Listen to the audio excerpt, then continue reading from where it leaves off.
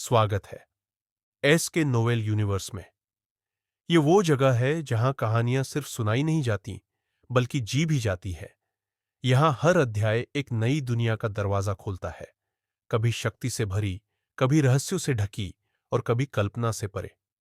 हम आपको ले चलते हैं उन यात्राओं पर जहां नायकों का जन्म होता है, जहां किस्मतें बदलती है और जहां हर कदम पर एक नई चुनौती आपका इंतजार करती है।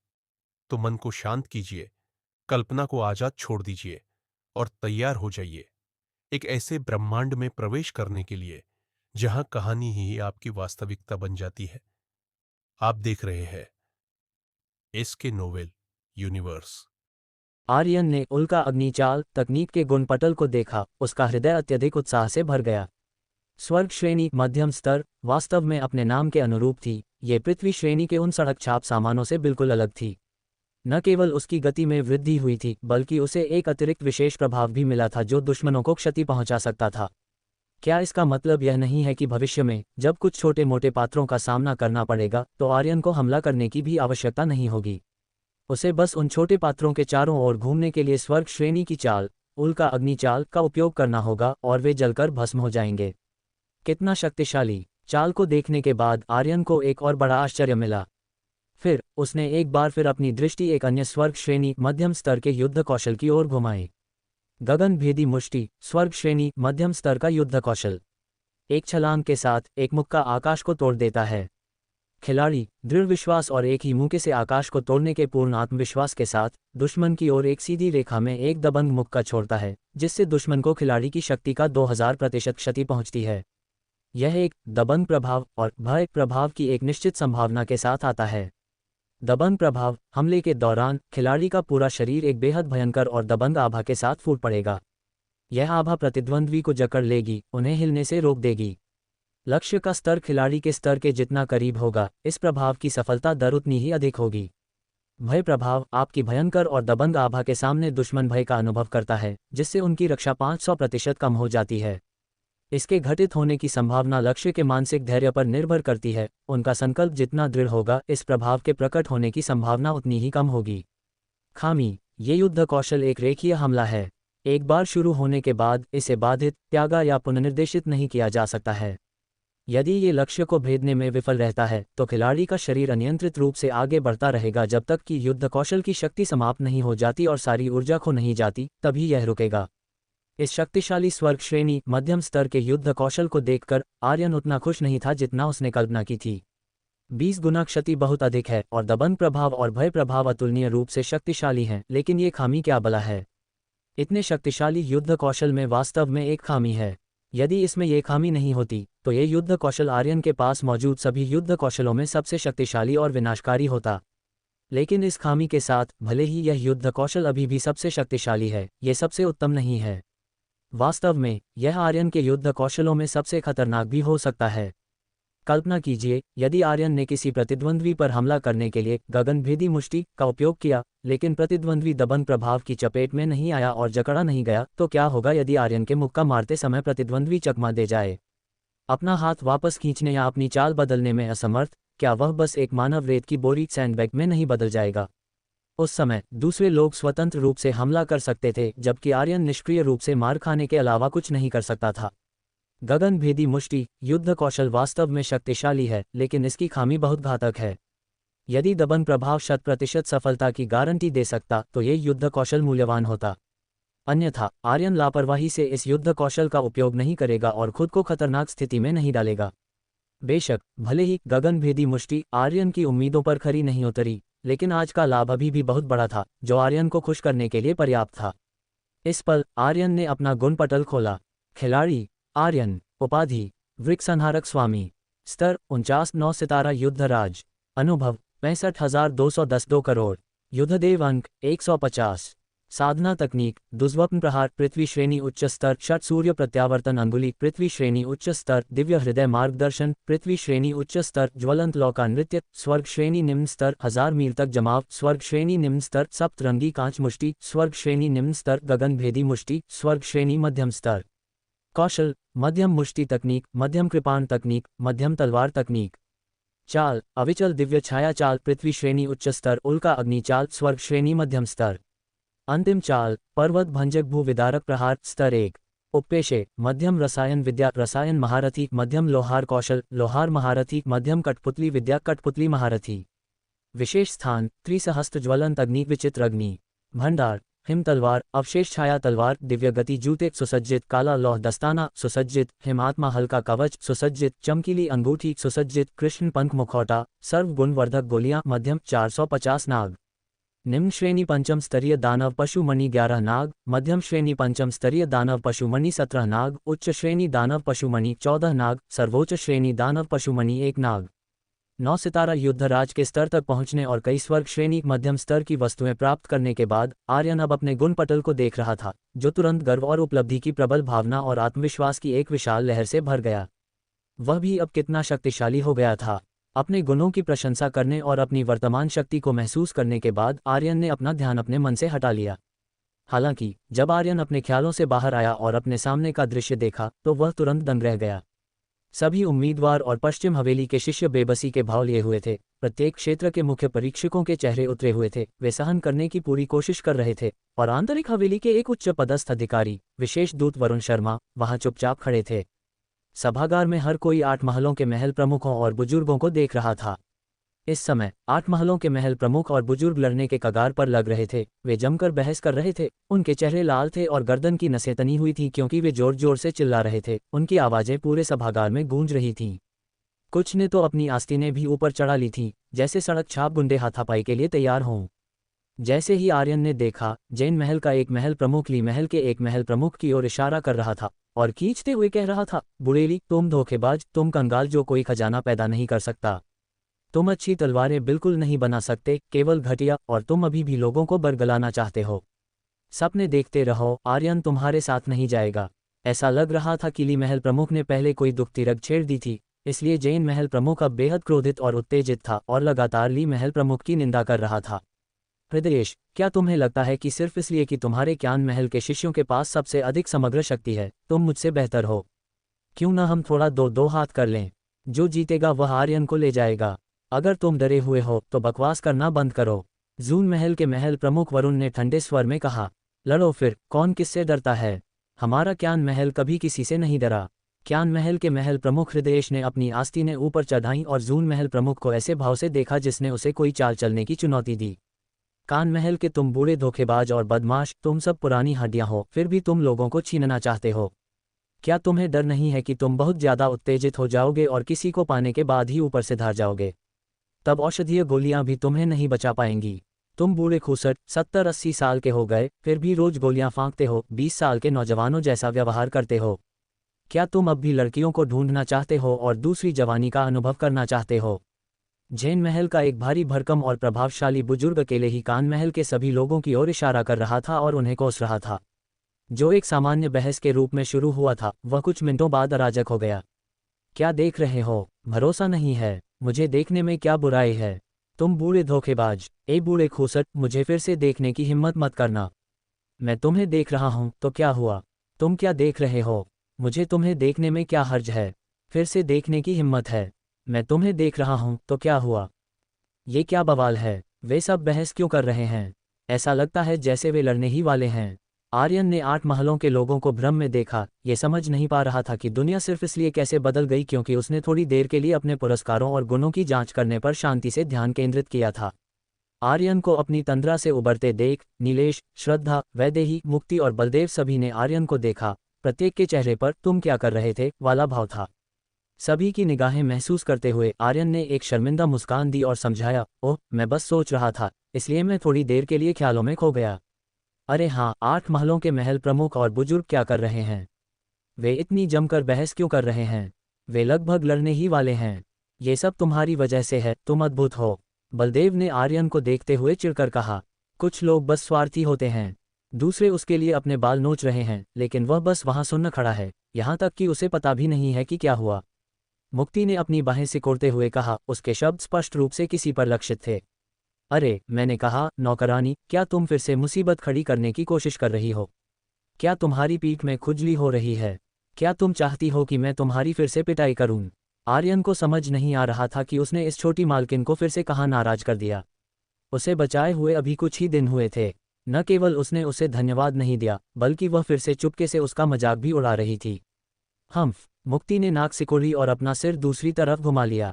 आर्यन की पिटाई की धमकी का सामना करते हुए मुक्ति में प्रतिरोध विकसित हो गया था और उसे डर नहीं था कि आर्यन उसे मौके पर ही दंडित करेगा। वह आर्यन को इसलिए छेड़ रही थी क्योंकि जब से वह छोटा परम पवित्र धाम से लौटा था, उसने उसकी ओर देखा भी नहीं था और न ही उससे एक शब्द कहा था। इससे मुक्ति, ये छोटी स्त्री, बहुत नाराज थी और उसका मन एक साथ अनगिनत विचारों से भरा हुआ था। वह सोच रही थी कि क्या वह पर्याप्त सुंदर नहीं है, पर्याप्त आकर्षक नहीं है, या वह आर्यन के दिल में सिर्फ एक नौकरानी थी। जो भी हो, मुक्ति ने बहुत सोचा और आर्यन, इस गैर जिम्मेदार आदमी से बहुत असंतुष्ट थी। अगर आर्यन को मुक्ति के विचारों का पता होता तो वह निश्चित रूप से आह भरता। एक औरत का दिल समुद्र के तल में पड़ी सुई की तरह होता है। इस बीच श्रद्धा, जो उनके बगल में थी, ने मुक्ति के विचारों को भांप लिया। आखिरकार उन्होंने छोटा परम पवित्र धाम में सब कुछ बात की थी और सब कुछ प्रकट किया था। सच्ची भावनाएं बस छिपाई नहीं जा सकती थीं। कैरेट हे। श्रद्धा ने चुपचाप मुक्ति की बाँह खींची, उसे आंख मारी और थोड़ा मुस्कुराए एक मैं तुम्हें समझती हूँ वाला भाव प्रकट किया। श्रद्धा के भाव को देखकर मुक्ति, इस डर से कि वह आर्यन के सामने उसकी पोल खोल देगी, ने मजाक में श्रद्धा की नाक पर उंगली मारी और कहा, छोटी लड़की, दखलंदाजी मत करो। ओह हे। श्रद्धा ने मधुरता से मुस्कुराते हुए कहा, हम्फ, मैं भी हम्फ करूंगा, सचमुच, नेकी कर दरिया में डाल। मुक्ति और श्रद्धा को इतना रहस्यमयी व्यवहार करते देख आर्यन ने भी चिढ़कर हम्फ करने का नाटक किया और अपना सिर दूसरी तरफ घुमा लिया। हालांकि आर्यन ये देखकर कुछ हैरान था कि छोटा परम पवित्र धाम की यात्रा के बाद मुक्ति और श्रद्धा का रिश्ता इतना अच्छा हो गया था। अब दोनों युवतियों की परवाह न करते हुए आर्यन ने अपना सिर घुमाया और बलदेव से पूछा, बलदेव, तुमने कहा था कि 8 महलों के महल प्रमुख और बुजुर्ग मेरी वजह से बहस कर रहे हैं। आखिर हुआ क्या? ओह, तुमने उन सभी शर्तों को याद नहीं किया जो 8 महलों के महल प्रमुखों ने अभी तुमसे वादा किया था, क्योंकि तुम ख्यालों में खोए हुए थे, है ना? बलदेव ने आर्यन को ऐसे देखा जैसे वह कोई दुर्लभ दानव पशु हो, ये सोचते हुए कि आर्यन वास्तव में अद्भुत है। वह ऐसी जगह और वातावरण में ख्यालों में खो सकता है, दूसरों द्वारा उससे किए गए महत्वपूर्ण वादों की पूरी तरह से अवहेलना कर सकता है। ये वास्तव में अविश्वसनीय था। ये देखकर कि आर्यन वास्तव में नहीं समझा, बलदेव के पास ये कहने के अलावा कोई विकल्प नहीं था। बात ऐसी है, दूई महल को छोड़कर प्रत्येक महल के प्रमुखों ने तुम्हें उदार शर्तों की पेशकश की, जो चाहते थे कि तुम उनके महल में शामिल हो जाओ। हालांकि 8 महलों के प्रमुख और बुजुर्ग एक दूसरे का सम्मान नहीं करते हैं। हर कोई कहता है कि दूसरा डींग मार रहा है और हर कोई सोचता है कि उनकी शर्तें श्रेष्ठ हैं, इसलिए उन्होंने बहस करना शुरू कर दिया। लेकिन आर्यन, तुम्हारे लिए महल प्रमुखों और बुजुर्गों द्वारा दी गई शर्तें बहुत समृद्ध हैं। पृथ्वी श्रेणी की कीमती तलवारें, पृथ्वी श्रेणी के उपकरण, पृथ्वी श्रेणी की साधना तकनीकें और युद्ध कौशल, साथ ही औषधीय गोलियां और विशेष साधना स्थानों तक मुफ्त पहुंच। इनमें से प्रत्येक अविश्वसनीय रूप से ईर्ष्या करने योग्य है। मैं वास्तव में तुमसे बहुत ईर्ष्या करता हूँ। बोलने के बाद बलदेव ने आर्यन को गहरे स्नेह के साथ देखा, ईर्ष्या, जलन और नफरत का भाव प्रदर्शित करते हुए, जैसे कि वह चाहता था कि वह आर्यन से शादी कर सके। बलदेव पहले से ही सुंदर और गोरा था, एक सुंदर लड़के जैसा दिखता था। एक सुंदर लड़के का आर्यन को इतने गहरे स्नेह से देखना तुरंत आर्यन के रोंगटे खड़े कर गया। उसने तुरंत बलदेव से दूरी बना ली, बहुत घृणित दिखते हुए। बलदेव की बातें सुनने के बाद आर्यन भी समझ गया कि क्या हो रहा था। तो 8 महल इसलिए बहस कर रहे थे क्योंकि वे चाहते थे कि वह शामिल हो। हालांकि 8 महलों के प्रमुखों और बुजुर्गों के बीच की बहस कुछ अनावश्यक लग रही थी। वास्तव में आर्यन ने बहुत पहले ही अपना चुनाव कर लिया था। चूंकि उसने पहले ही अपना चुनाव कर लिया था, इसलिए उसने शांति से अपने प्राप्त पुरस्कारों की जांच करने के लिए अपना समय लिया। ऐसा लगता है कि बाकी सभी ने पहले ही चुन लिया है। तुम सब के बारे में क्या? तुमने क्यों नहीं चुना? आर्यन ने अपने बगल में मुक्ति और वर्मा परिवार के सदस्यों को देखा और पूछा। मैं भाई आर्यन का अनुसरण करना चाहती हूँ। भाई आर्यन, आपने अभी तक नहीं चुना है, तो मैं कैसे चुन सकती हूँ? श्रद्धा ने आर्यन की बाँह को स्नेह से पकड़ते हुए कहा। मुक्ति ने बड़ी ईर्ष्या के साथ श्रद्धा को देखा, ये सोचते हुए कि छोटी बहन की पहचान बहुत सुविधाजनक थी, वह जैसे चाहे वैसे चिपक सकती थी और लाड़ प्यार कर सकती थी। चूंकि मैं शर्त हार गई, मुझे अपना वादा पूरा करना चाहिए और आपकी तरफ रहना चाहिए। मुक्ति ने एक पल के लिए सोचा और आर्यन को बताने के लिए एक बहाना ढूंढ लिया। मैं भी भाई आर्यन का अनुसरण करना चाहता हूँ। जहाँ भी आप जाएंगे, मैं जाऊँगा।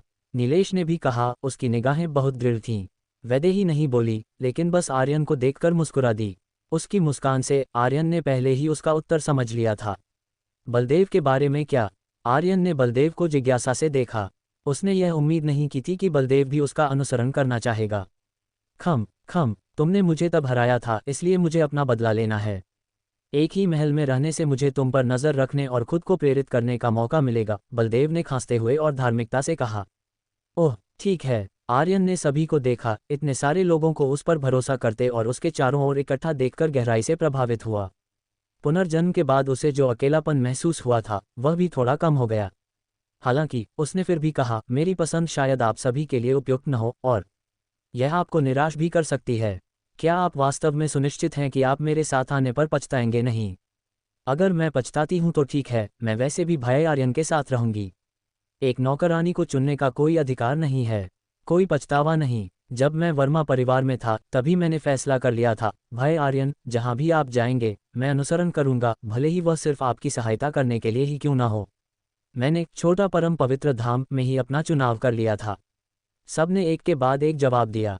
ठीक है फिर, आर्यन ने सिर हिलाया। सबकी बातें सुनकर वह और कुछ नहीं कह सका।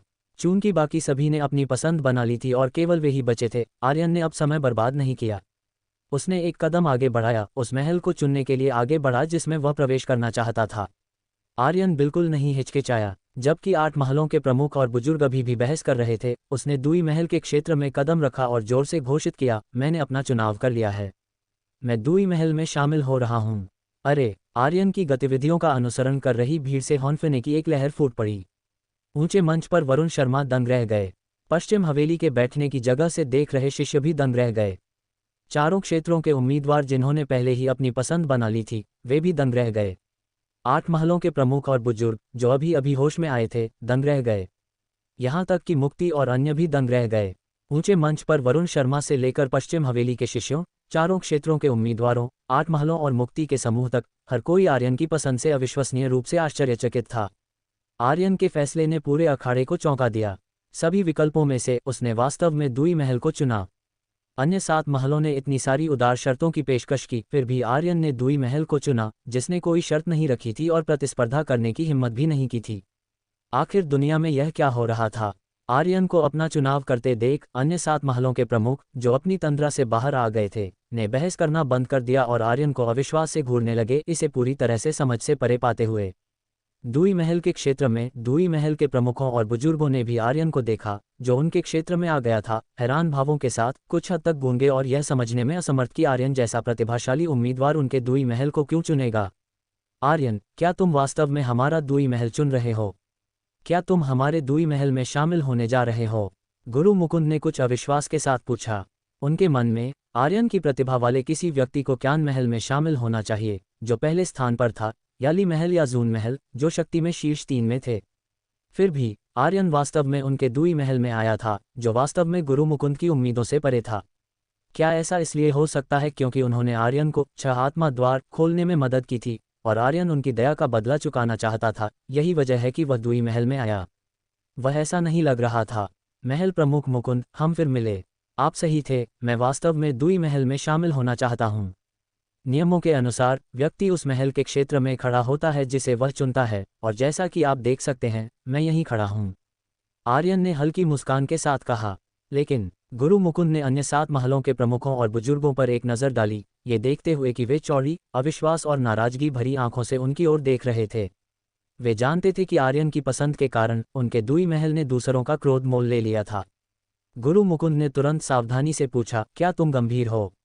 हाँ आर्यन, यह कोई छोटी बात नहीं है। तुम्हें बहुत सावधान रहना चाहिए। पानबरुन ने बगल से हस्तक्षेप किया, उनके चेहरे पर चिंता का संकेत था। आर्यन, तुमने हमें चुना है, लेकिन हम अन्य 7 महलों की तरह नहीं हैं।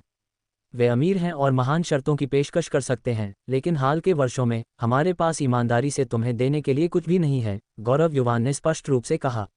अन्य महल स्वाभाविक रूप से आर्यन के शामिल होने से बहुत खुश होंगे, लेकिन दुई महल उसके आगमन पर गहरी चिंता से भरा था। उनमें से प्रत्येक को डर था कि वे आर्यन की प्रगति में बाधा डालेंगे। दुई महल की स्थितियों और आध्यात्मिक शक्ति को साधने की कठिनाई को देखते हुए वे बस ये गारंटी नहीं दे सकते थे कि आर्यन निश्चित रूप से भविष्य में आगे बढ़ेगा और सफल होगा। उनके दुई महल में शामिल होने से बहुत अधिक अस्थिरता जुड़ी थी। कौन जानता था कि आर्यन में आध्यात्मिक शक्ति साधना में प्रतिभा है या नहीं? भले ही आर्यन अत्यधिक उच्च आध्यात्मिक शक्ति के साथ पैदा हुआ था, क्या होगा यदि उसने कोई प्रगति नहीं की? वे चिंतित कैसे नहीं हो सकते थे। अन्य 7 महलों में शामिल होने से दुई महल में शामिल होने की तुलना में कहीं अधिक बड़ी उपलब्धियां मिल सकती थीं। हालांकि दूसरी ओर आर्यन को वास्तव में दुई महल में शामिल होते देख बुजुर्ग फनीश के चेहरे पर राहत का भाव दिखा। आर्यन ने दिव्य इच्छा भवन में दुई महल में शामिल होने का वादा किया था और बुजुर्ग फनीश ने केवल सोचा था कि वह मजाक कर रहा था। उन्होंने उम्मीद नहीं की थी कि आर्यन अपनी बात का इतना पक्का होगा। ऐसे व्यक्ति के दुई महल में शामिल होने से दुई महल का भविष्य निश्चित रूप से उज्ज्वल था। वे आर्यन की क्षमता को बर्बाद करने से नहीं डरते थे। बिना कष्ट के कुछ नहीं मिलता। आर्यन के स्वभाव के साथ वह महान चीजें कैसे हासिल नहीं कर सकता था। मैं गंभीर हूँ। इससे कोई फर्क नहीं पड़ता कि आपके पास मुझे देने के लिए कुछ नहीं है, वैसे भी मुझे किसी चीज की जरूरत नहीं है, आर्यन ने ईमानदारी से कहा। यह गुरु मुकुंद हिचकिचाए और कहना चाहते थे, लेकिन आर्यन ने उन्हें रोक दिया। महल प्रमुख मुकुंद, मैंने अपना मन बना लिया है। क्या आप हमारा स्वागत नहीं करते? आर्यन ने पूछा। बिल्कुल नहीं, अगर तुम आते तो हमें बेहद खुशी होती। चूंकि तुम इतने जिद्दी हो तो। गुरु मुकुंद ने अभी अपना सुर बदला ही था कि उनकी बात फिर काट दी गई। 1 मिनट रुको, आर्यन, क्या तुमने इस बारे में सोचा है? दुई महल तुम्हें कुछ नहीं दे सकता और दुई महल में शामिल होने में कुछ जोखिम है। आध्यात्मिक शक्ति को साधना मुश्किल है और यह संभव है कि तुम्हें कई वर्षों तक कोई परिणाम न दिखे जो तुम्हारी प्रतिभा की बर्बादी होगी। तुम हमारे ज्ञान महल में शामिल क्यों नहीं हो जाते? हमारा ज्ञान महल तुम्हें विगरसली विकसित करेगा। ज्ञान महल के एक प्रमुख हार मानने को तैयार नहीं आर्यन को मनाने की कोशिश करते रहे। न केवल ज्ञान महल प्रमुख अनिच्छुक थे, बल्कि अन्य महलों के प्रमुख भी बेहद अनिच्छुक थे। यदि आर्यन किसी अन्य महल में शामिल होता तो वे अपनी हार स्वीकार कर लेते और कुछ नहीं कहते। लेकिन आर्यन ने दुई महल में शामिल होने की जिद की, जो ये कहने के बराबर था कि अन्य 7 महलों को एक गिरते हुए दुई महल ने पछाड़ दिया था। हालांकि वे आमतौर पर विनम्र थे, 7 महल वास्तव में दुई महल को बहुत महत्व नहीं देते थे। अब दुई महल से हारना, अन्य 7 महलों के प्रमुख इसे कैसे स्वीकार कर सकते थे? आर्यन, ये कैसा रहेगा? हमारा ली महल तुम्हारे लिए शर्तों को फिर से बढ़ा देगा। यदि तुम हमारे ली महल में आते हो तो हम तुम्हें एक मध्यम श्रेणी की पृथ्वी स्तर की तलवार और एक मध्यम श्रेणी का पृथ्वी स्तर का तलवार कौशल देंगे। ये कैसा रहेगा? ली महल के प्रमुख ने एक पल के लिए सोचा और अंततः उदार शर्तों की पेशकश की। वाह, ये सुनकर हर कोई फिर से हौंफने लगा। यह उम्मीद नहीं थी कि ली महल अपनी शर्तों को एक बार फिर बढ़ाएगा। मूल रूप से यह एक निम्न श्रेणी की पृथ्वी स्तर की तलवार और निम्न श्रेणी का पृथ्वी स्तर का तलवार कौशल था। अब वे दोनों मध्यम श्रेणी तक बढ़ गए थे। किसी को पता होना चाहिए कि हालांकि निम्न श्रेणी और मध्यम श्रेणी के पृथ्वी स्तर के बीच केवल एक श्रेणी का अंतर था, उनका मूल्य बहुत अलग था। आर्यन, अगर तुम मेरे जैन महल में आते हो तो मैं भी शर्तें बढ़ाने को तैयार हूँ। इससे पहले कि तुम अपने खुद के हथियार और उपकरण बनाने में सक्षम हो जाओ, मैं तुम्हारे उपयोग के लिए तुम्हें उच्च श्रेणी के पृथ्वी स्तर के हथियार और उपकरण प्रदान करने के लिए तैयार हूँ। इसके अलावा मैं वादा करता हूं कि हम निश्चित रूप से उच्च श्रेणी के पृथ्वी स्तर या उससे ऊपर के उपकरण बनाने में तुम्हारी मदद करने के लिए दुर्लभ सामग्री प्रदान करेंगे। भले ही तुम उससे पहले आंतरिक हवेली में प्रवेश कर जाओ, हम अपना वादा पूरा करेंगे। जैन महल के प्रमुख ने भी आर्यन से यह कहा। वाह, जैन महल ने वास्तव में अपनी शर्तें भी बढ़ा दीं। मध्यम श्रेणी पृथ्वी स्तर, उच्च श्रेणी पृथ्वी स्तर या उससे ऊपर बन गया। इसके अलावा उससे पहले वे आर्यन के उपयोग के लिए उच्च श्रेणी के पृथ्वी स्तर के हथियार और उपकरण प्रदान करेंगे। भले ही वह आंतरिक हवेली में प्रवेश करे, जैन महल फिर भी अपना वादा पूरा करेगा। कितना अविश्वसनीय व्यवहार! यहाँ तक कि विभिन्न महलों के मुख्य शिष्यों को भी शायद आर्यन जैसा व्यवहार नहीं मिला, है ना? ऐसा लग रहा था कि आर्यन के लिए होड़ करने में जैन महल भी कड़ी प्रतिस्पर्धा कर रहा था। आर्यन, कान महल आओ। षष्ठी कायाकल्प गोली का कोटा बढ़ाकर 3 कर दिया जाएगा और तुम किसी भी मध्यम और निम्न स्तर की गोलियों का उपयोग अपनी मर्जी से कर सकते हो। ये वादा तब भी वही रहेगा जब तुम आंतरिक हवेली में प्रवेश कर जाओगे। जब तक तुम्हें उनकी आवश्यकता होगी, हम उन्हें मुफ्त में प्रदान करेंगे। कान महल ने भी कहा। कान महल ने भी दांव बढ़ा दिया। एक षष्ठी कायाकल्प गोली लोगों को दीवाना बनाने के लिए काफ़ी है। इसे बाहर आसमान छूती कीमत पर नहीं खरीदा जा सकता, लेकिन 3 इसके अलावा मध्यम और निम्न स्तर की गोलियों का उपयोग मर्जी से किया जा सकता है और यह आंतरिक हवेली में प्रवेश करने के बाद भी प्रभावी है। दूसरे शब्दों में, जब तक आर्यन कान महल में शामिल होता है और भविष्य में पश्चिम हवेली नहीं छोड़ता है, वह अपनी मर्जी से कान महल से कोई भी मध्यम और निम्न स्तर की गोलियां मांग सकता है। यहाँ तक कि सम्राट का उपचार भी इससे बहुत अधिक नहीं है ना? आर्यन, यदि तुम हमारे जून महल में शामिल होते हो तो मैं व्यक्तिगत रूप से तुम्हारा मार्गदर्शन करूंगा। तुम जो चाहोगे मैं तुम्हें दूंगा। साथ ही दिव्य असुर अखाड़ा तुम्हारे लिए किसी भी समय खुला रहेगा। ये वादा उनके जैसा ही है और ये तब भी मान्य रहेगा जब तुम आंतरिक हवेली में पहुंच जाओगे। महल प्रमुख जून ने भावहीन होकर कहा, लेकिन तुम उनके शब्दों में आर्यन के प्रति उनकी दृढ़ता सुन सकते थे। व्यक्तिगत मार्गदर्शन, जो चाहो वो पाओ। आंतरिक हवेली में प्रवेश करने के बाद भी तुम किसी भी समय दिव्य असुर अखाड़ा में प्रवेश कर सकते हो। ये सुनकर न केवल चारों क्षेत्रों के उम्मीदवार और पश्चिम हवेली के शिष्य, बल्कि ऊंचे मंच पर मौजूद परीक्षक भी हिल गए।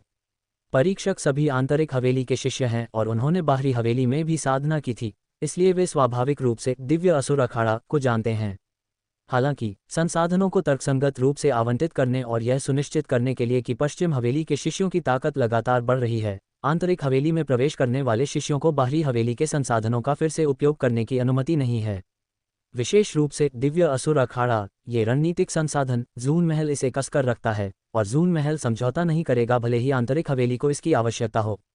लेकिन अब वे आर्यन को ऐसी शर्तों की पेशकश कर रहे हैं जिससे आर्यन को बाहरी हवेली लौटने और आंतरिक हवेली में प्रवेश करने के बाद भी दिव्य असुर अखाड़ा में प्रवेश करने की अनुमति मिलती है। आर्यन के लिए यह व्यवहार वास्तव में बहुत अच्छा है। तुरंत अन्य महलों ने भी कमजोरी दिखाने से इनकार कर दिया और आर्यन को अपनी अधिकतम शर्तों की पेशकश की, आर्यन को जीतने की पूरी कोशिश की। प्रतिस्पर्धा एक पल में बहुत भयंकर हो गई। भले ही आर्यन पहले ही उस क्षेत्र में प्रवेश कर चुका था जहां दुई महल स्थित था, फिर भी उन्होंने हार मानने से इनकार कर दिया। पागलपन, पागलपन, वास्तव में पागलपन। ये देखकर कि आर्यन ने वास्तव में दुई महल को चुना, बाहरी हवेली के अन्य 7 महल ऐसे थे जैसे उन्हें किसी जोश की दवा का इंजेक्शन लगाया गया हो और उन्होंने एक के बाद एक अपने उपचार बढ़ाए, चौंकाने वाली शर्तों की पेशकश की, जिसने सभी को चौंका दिया और उन्हें बहुत ईर्ष्यालु बना दिया। हालांकि इससे भी बड़ा झटका केवल यह नहीं है। बाहरी हवेली के 7 महलों द्वारा अपने अंतिम प्रयास करने के अलावा वरुण शर्मा, जो मंच पर खड़े थे और कुछ नहीं कह रहे थे, ने भी इस समय बात की। आर्यन, सावधानीपूर्वक विचार करने के बाद, मुझे लगता है कि तुम्हारी ताकत और प्रतिभा आंतरिक हवेली में प्रवेश करने की आवश्यकताओं तक पहुंच गई है और इससे भी अधिक उत्कृष्ट है। अब आंतरिक हवेली के एक विशेष दूत के रूप में मैं औपचारिक रूप से तुम्हें अपवाद के रूप में आंतरिक हवेली में प्रवेश करने के लिए आमंत्रित करता हूं। चिंता मत करो, आंतरिक हवेली में प्रवेश करने के उपचार की गणना नियमित शिष्यों के उपचार के अनुसार की जाएगी जो आंतरिक हवेली की परीक्षा पास करते हैं, और परीक्षा पास करने वाले साधारण शिष्यों से भी बेहतर। तुम्हें क्या लगता है? क्या सीधे आंतरिक हवेली में प्रवेश? वाह! और भी बड़ा हंगामा हुआ। आर्यन की ताकत और प्रतिभा की विशेष दूत वरुण शर्मा ने भी प्रशंसा की, जिन्होंने निमंत्रण जारी किया। बाहरी हवेली को छोड़कर सीधे आंतरिक हवेली में प्रवेश करना न केवल आर्यन की ताकत की पहचान है, बल्कि एक बहुत बड़ा अवसर भी है। पश्चिम हवेली में आंतरिक हवेली शक्ति और स्थिति का प्रतीक है। बेहतर संसाधनों का उपयोग करने और अधिक शक्तिशाली शिष्यों के साथ प्रतिस्पर्धा करने के लिए आंतरिक हवेली में प्रवेश करने से तेजी से सुधार हो सकता है और उच्च उपलब्धियां हासिल की जा सकती हैं। पश्चिम हवेली के कई शिष्य जीवन भर कड़ी मेहनत करते हैं और उनका लक्ष्य आंतरिक हवेली में प्रवेश करना होता है, लेकिन उन्हें उम्मीद नहीं थी कि आर्यन पश्चिम हवेली में आते ही यह आसानी से कर लेगा। 8वां महल प्रमुख वरुण शर्मा को एकटक देखते रहे।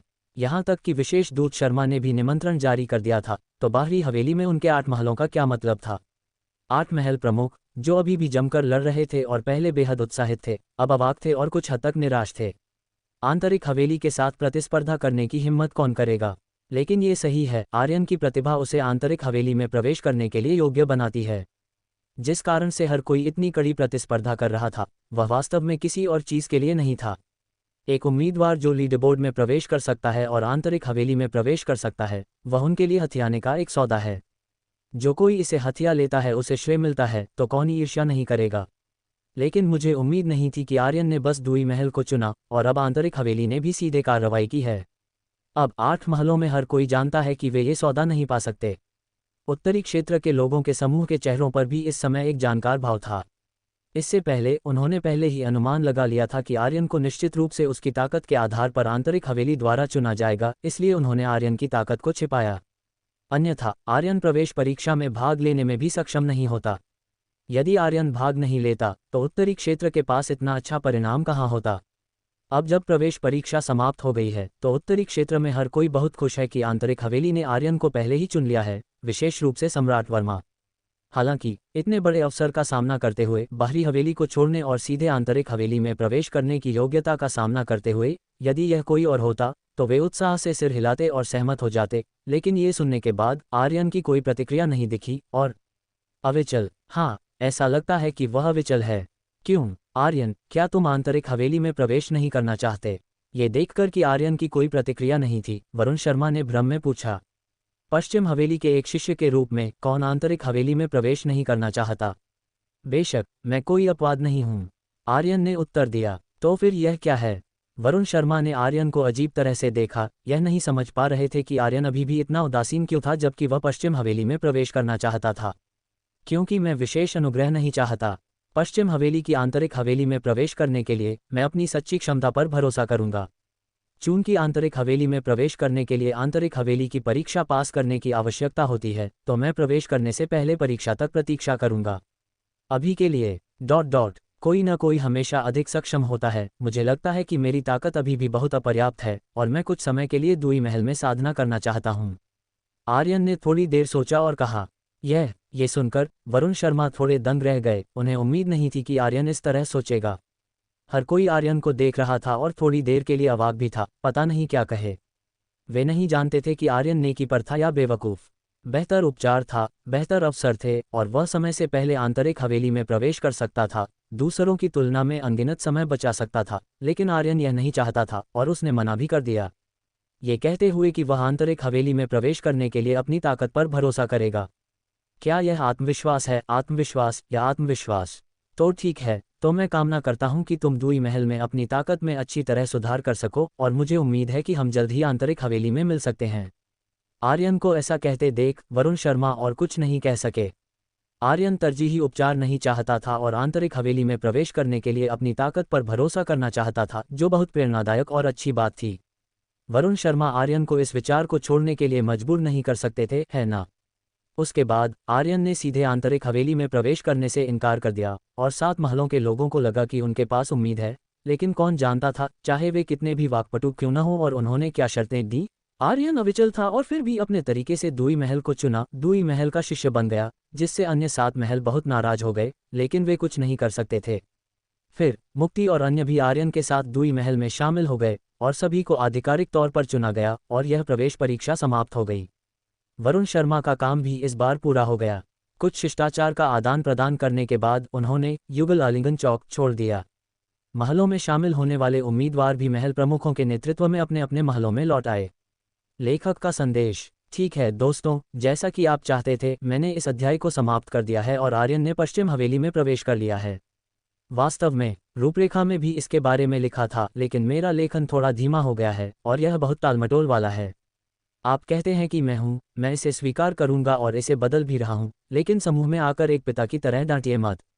ये सुनने में असहज लगता है। इसके अलावा अगर आपको लगता है कि यह अच्छा नहीं है तो इसे कोसिए मत। यदि यह अच्छा नहीं है तो आपको इसे देखने की ज़रूरत नहीं है। यदि आप इसे देखना चाहते हैं तो कृपया अच्छे सुझाव दें, बार बार गाली न दें, यह अर्थहीन है। मैं हाल ही में अपडेट करने के लिए इतनी कड़ी मेहनत कर रहा हूं, लेकिन आप अच्छे से बात भी नहीं कर सकते और आप अंदर जाते ही मुझे डांटते हैं। जब मैं अपडेट करने के लिए इतनी कड़ी मेहनत करता हूं तो मेरे दिल पर क्या गुजरती है। हर कोई इंसान है, कोई किसी से बड़ा नहीं है। लोगों को सिखाने के लिए मैं तुम्हारा बाप हूं कि लहजे का इस्तेमाल न करें। मैं किसी का कर्जदार नहीं हूं। क्या मेरे लिए किताब लिखना मुश्किल नहीं है? खैर, मैं ज़्यादा नहीं कहूँगा। कृपया उन लोगों का समर्थन करना जारी रखें जो मेरा समर्थन करते हैं। मैं गारंटी देता हूं कि अपडेट बुरा नहीं होगा और यह अधूरा नहीं रहेगा। मैं आपके अच्छे सुझावों को सुनूंगा। अच्छे बने, हर कोई विनम्रता से बोले। और ऐसा कुछ भी नहीं है जिसे हल नहीं किया जा सकता। अंत में मैं यह उल्लेख करना चाहूँगा कि जब मैंने कुछ समय पहले इतने सारे लोगों को मेरा समर्थन करते देखा तो मैंने लिखने के लिए कड़ी मेहनत करने का फैसला किया। अब मैं बस इस किताब को अच्छे से ख़त्म करना चाहता हूँ और सभी के मौन समर्थन पर खरा उतरना चाहता हूँ। इसलिए समूह में हंगामा करने न आए। बस इतना ही मैं और नहीं कहना चाहता। मुझे उम्मीद है कि 2017 में हर कोई ठीक है। मैं आप सभी को नए साल की शुभकामनाएं देता हूँ और सब कुछ शुभ हो। पश्चिम हवेली, दुई महल। आर्यन और उसके साथियों को मिलाकर इस बार कुल 8 उम्मीदवारों ने दुई महल में प्रवेश लिया था। इसका मतलब ये था कि अगर आर्यन और अन्य लोग दुई महल में शामिल नहीं होते तो केवल 2 लोग ही शामिल होते। इसमें कोई आश्चर्य नहीं कि दुई महल धीरे धीरे पतन की ओर बढ़ रहा था। लगभग 200 उम्मीदवारों के उत्तीर्ण होने के बावजूद केवल 1% का शामिल होना यह अपने आप में एक चिंताजनक बात थी। गुरु मुकुंद के नेतृत्व में 8 लोगों का ये समूह अपने दुई महल के शिष्य टोकन लेने गया, अपनी पहचान दर्ज कराए और उन्हें उनके आधिकारिक आवास आवंटित किए गए। आज से वे बाहरी हवेली में दुई महल के शिष्य माने जाएंगे। बेशक उनका आधिकारिक आवास योंगवन आंगन नहीं था जो उन्हें पहली बार आने पर दिया गया था, बल्कि पारिजात आंगन था जो दुई महल के केंद्रीय हॉल के पास स्थित था। इसका नाम सुनने में ही काफी कोमल और सुगंधित लगता था। सभी प्रवेश प्रक्रियाएं पूरी करने के बाद हर कोई काफी थक चुका था। यहाँ तक कि आर्यन ने मुक्ति को भी नहीं छेड़ना उचित समझा और न ही उसने उसे अपनी सेविका बनने के लिए कहा। इस प्रकार रात बिना किसी बातचीत के गुजर गई और जल्द ही अगला दिन आ गया। अगले दिन तक आर्यन का नाम पूरी पश्चिम हवेली की बाहरी हवेली में फैल चुका था। उसकी आसमान को छू लेने वाली उपलब्धियों और युगल जिंदल को हराने की खबर ने सभी को चौंका दिया था। यहाँ तक कि 8 महलों द्वारा आर्यन को पाने की होड़ और अंत में उसका दूई महल में शामिल होना चर्चा का विषय बन गया था। संक्षेप में कहें तो आर्यन मशहूर हो चुका था। हालांकि आर्यन को इन सब बातों से कोई फर्क नहीं पड़ता था। इस समय वह और दूई महल के अन्य 7 नए शिष्य दूई महल के मध्य क्षेत्र में पहुंचे। एक बुजुर्ग के नेतृत्व में उन्होंने हवा में तैरते हुए पवित्र हॉल में प्रवेश किया। ये पवित्र हॉल दूई महल का केंद्रीय भवन था, जिससे अपार भव्यता झलक रही थी। ये केंद्रीय भवन एक आंतरिक हॉल और एक बाहरी हॉल में विभाजित था। आंतरिक हॉल वह जगह थी जहां दूई महल के 3 प्रमुख गुरु निवास करते थे और वहां किसी को भी जाने की अनुमति नहीं थी। बाहरी हॉल वह जगह थी जहां कामकाज संभाला जाता था, चर्चा के लिए एक स्थान। इस क्षण आर्यन और अन्य 8 लोग बाहरी हॉल के विशाल कक्ष में खड़े थे, जबकि उनके ऊपर 3 महल प्रमुख और बुजुर्ग फनीश सहित दूई महल के 5 बुजुर्ग खड़े थे। तुम 8 हमारे दूई महल में शामिल हो गए हो और अब हमारा हिस्सा हो। मैंने कल ही तुम्हें कुछ सावधानियों और नियमों के बारे में बता दिया था, इसलिए आज मैं विस्तार में नहीं जाऊंगा। आज मैंने तुम्हें यहाँ दूई महल की मानसिक शक्ति साधना विधि प्रदान करने के लिए बुलाया है। हमारा दूई महल मुख्य रूप से मानसिक शक्ति की साधना करता है। केवल मानसिक शक्ति साधना विधि सीखकर ही तुम वास्तव में दूई महल के शिष्य माने जा सकते हो, गुरु मुकुंद ने जोर से कहा। ये सुनकर कि गुरु मुकुंद एक साधना तकनीक प्रदान करने जा रहे हैं, आर्यन को छोड़कर अन्य 7 थोड़े उत्साहित थे। यहाँ तक कि मुक्ति और बलदेव की आंखें भी चमक उठी, उम्मीद से भरी हुई। इस पल गुरु मुकुंद के शब्दों ने एक मोड़ लिया और उन्होंने आर्यन को संबोधित करते हुए कहा, आर्यन, हालांकि प्रवेश परीक्षा में तुम्हारे परिणाम उत्कृष्ट थे, जिससे तुम इस वर्ष के शीर्ष उम्मीदवार बन गए, लेकिन हमारा दूई महल कोई विशेष उपचार या निजी पाठ नहीं देगा। सभी के साथ समान व्यवहार किया जाता है। तो जो उन्हें मिलता है वही तुम्हें मिलेगा और जो वे साधना करते हैं वही तुम साधना करोगे। क्या तुम्हें कोई आपत्ति है? दूई महल में शामिल होने के बाद मैं दूई महल का शिष्य हूँ और स्वाभाविक रूप से मेरे साथ अन्य शिष्यों की तरह ही व्यवहार किया जाना चाहिए। मुझे कोई आपत्ति नहीं है। मैं इसे महल प्रमुखों और बुजुर्गों के निर्णय पर छोड़ता हूँ, आर्यन ने विनम्रता से कहा। आर्यन के शब्दों ने तीनों महल प्रमुखों को बहुत प्रसन्न किया। गुरु मुकुंद ने भी सिर हिलाया, बहुत संतुष्ट महसूस करते हुए कहा, अच्छा है। चूंकि ऐसा है, जब तक तुम इस बात से नहीं डरते कि हम तुम्हें पीछे खींच लेंगे। अब महल प्रमुख गौरव युवान तुम्हें मानसिक शक्ति साधना के चमत्कारों के बारे में समझाएंगे और फिर तुम्हें मानसिक शक्ति साधना के एक सत्र के माध्यम से मार्गदर्शन करेंगे। उसके बाद तुम्हें अपने आप साधना करनी होगी। गुरु मुकुंद के बोलने के बाद गौरव युवान ने एक बुजुर्ग को संकेत दिया। ये बुजुर्ग तुरंत आगे आए, पहले से तैयार 8 छोटी पुस्तिकाएं निकाली और उन्हें आर्यन और अन्य 7 को वितरित कर दिया। फिर गौरव युवान ने कहा, इससे पहले कि मैं तुम्हें साधना में मार्गदर्शन करूं, मैं संक्षेप में समझाऊंगा। तुम्हारे हाथों में ये छोटी पुस्तिका हमारे दूई महल की मानसिक शक्ति साधना विधि आत्मा संचय कला है। ये हमारे दूई महल में एकमात्र मानसिक शक्ति साधना विधि है। चाहे मैं हूँ, महल प्रमुख मुकुंद हो या महल प्रमुख पान बरुण या दूई महल का कोई भी शिष्य, हम सभी बिना किसी अपवाद के इसी विधि की साधना करते हैं। आर्यन और अन्य लोगों ने ये सुनकर नीचे देखा और वास्तव में पुस्तिका पर आत्मा संचय कला स्पिरिट गैदरिंग आर्ट के 3 शब्द लिखे थे। पुस्तिका स्वयं एक हस्तलिखित प्रति जैसी लग रही थी, बहुत ही साधारण रूप से बंधी हुई। गौरव युवान ने आगे कहा, आत्मा संचय कला एक साधना विधि थी जिसे हमारी पश्चिम हवेली के एक प्राचीन पूर्वज ने गलती से खोजा था। इस आत्मा संचय कला के अलावा आत्मा जागरण कक्ष में स्थित मूर्ति भी उसी समय खोजी गई थी। इन दोनों की बदौलत ही हमारी पश्चिम हवेली ने ऐसे योद्धा पैदा किए जो मानसिक शक्ति की साधना कर सकते थे और इस प्रकार हमारा दूई महल अस्तित्व में आया। ठीक है, अब सभी लोग पहले पन्ने पर जाएं। मैं समझाऊंगा कि साधना कैसे करनी है। फिर गौरव युवान ने सभी को गंभीरता से समझाना शुरू किया।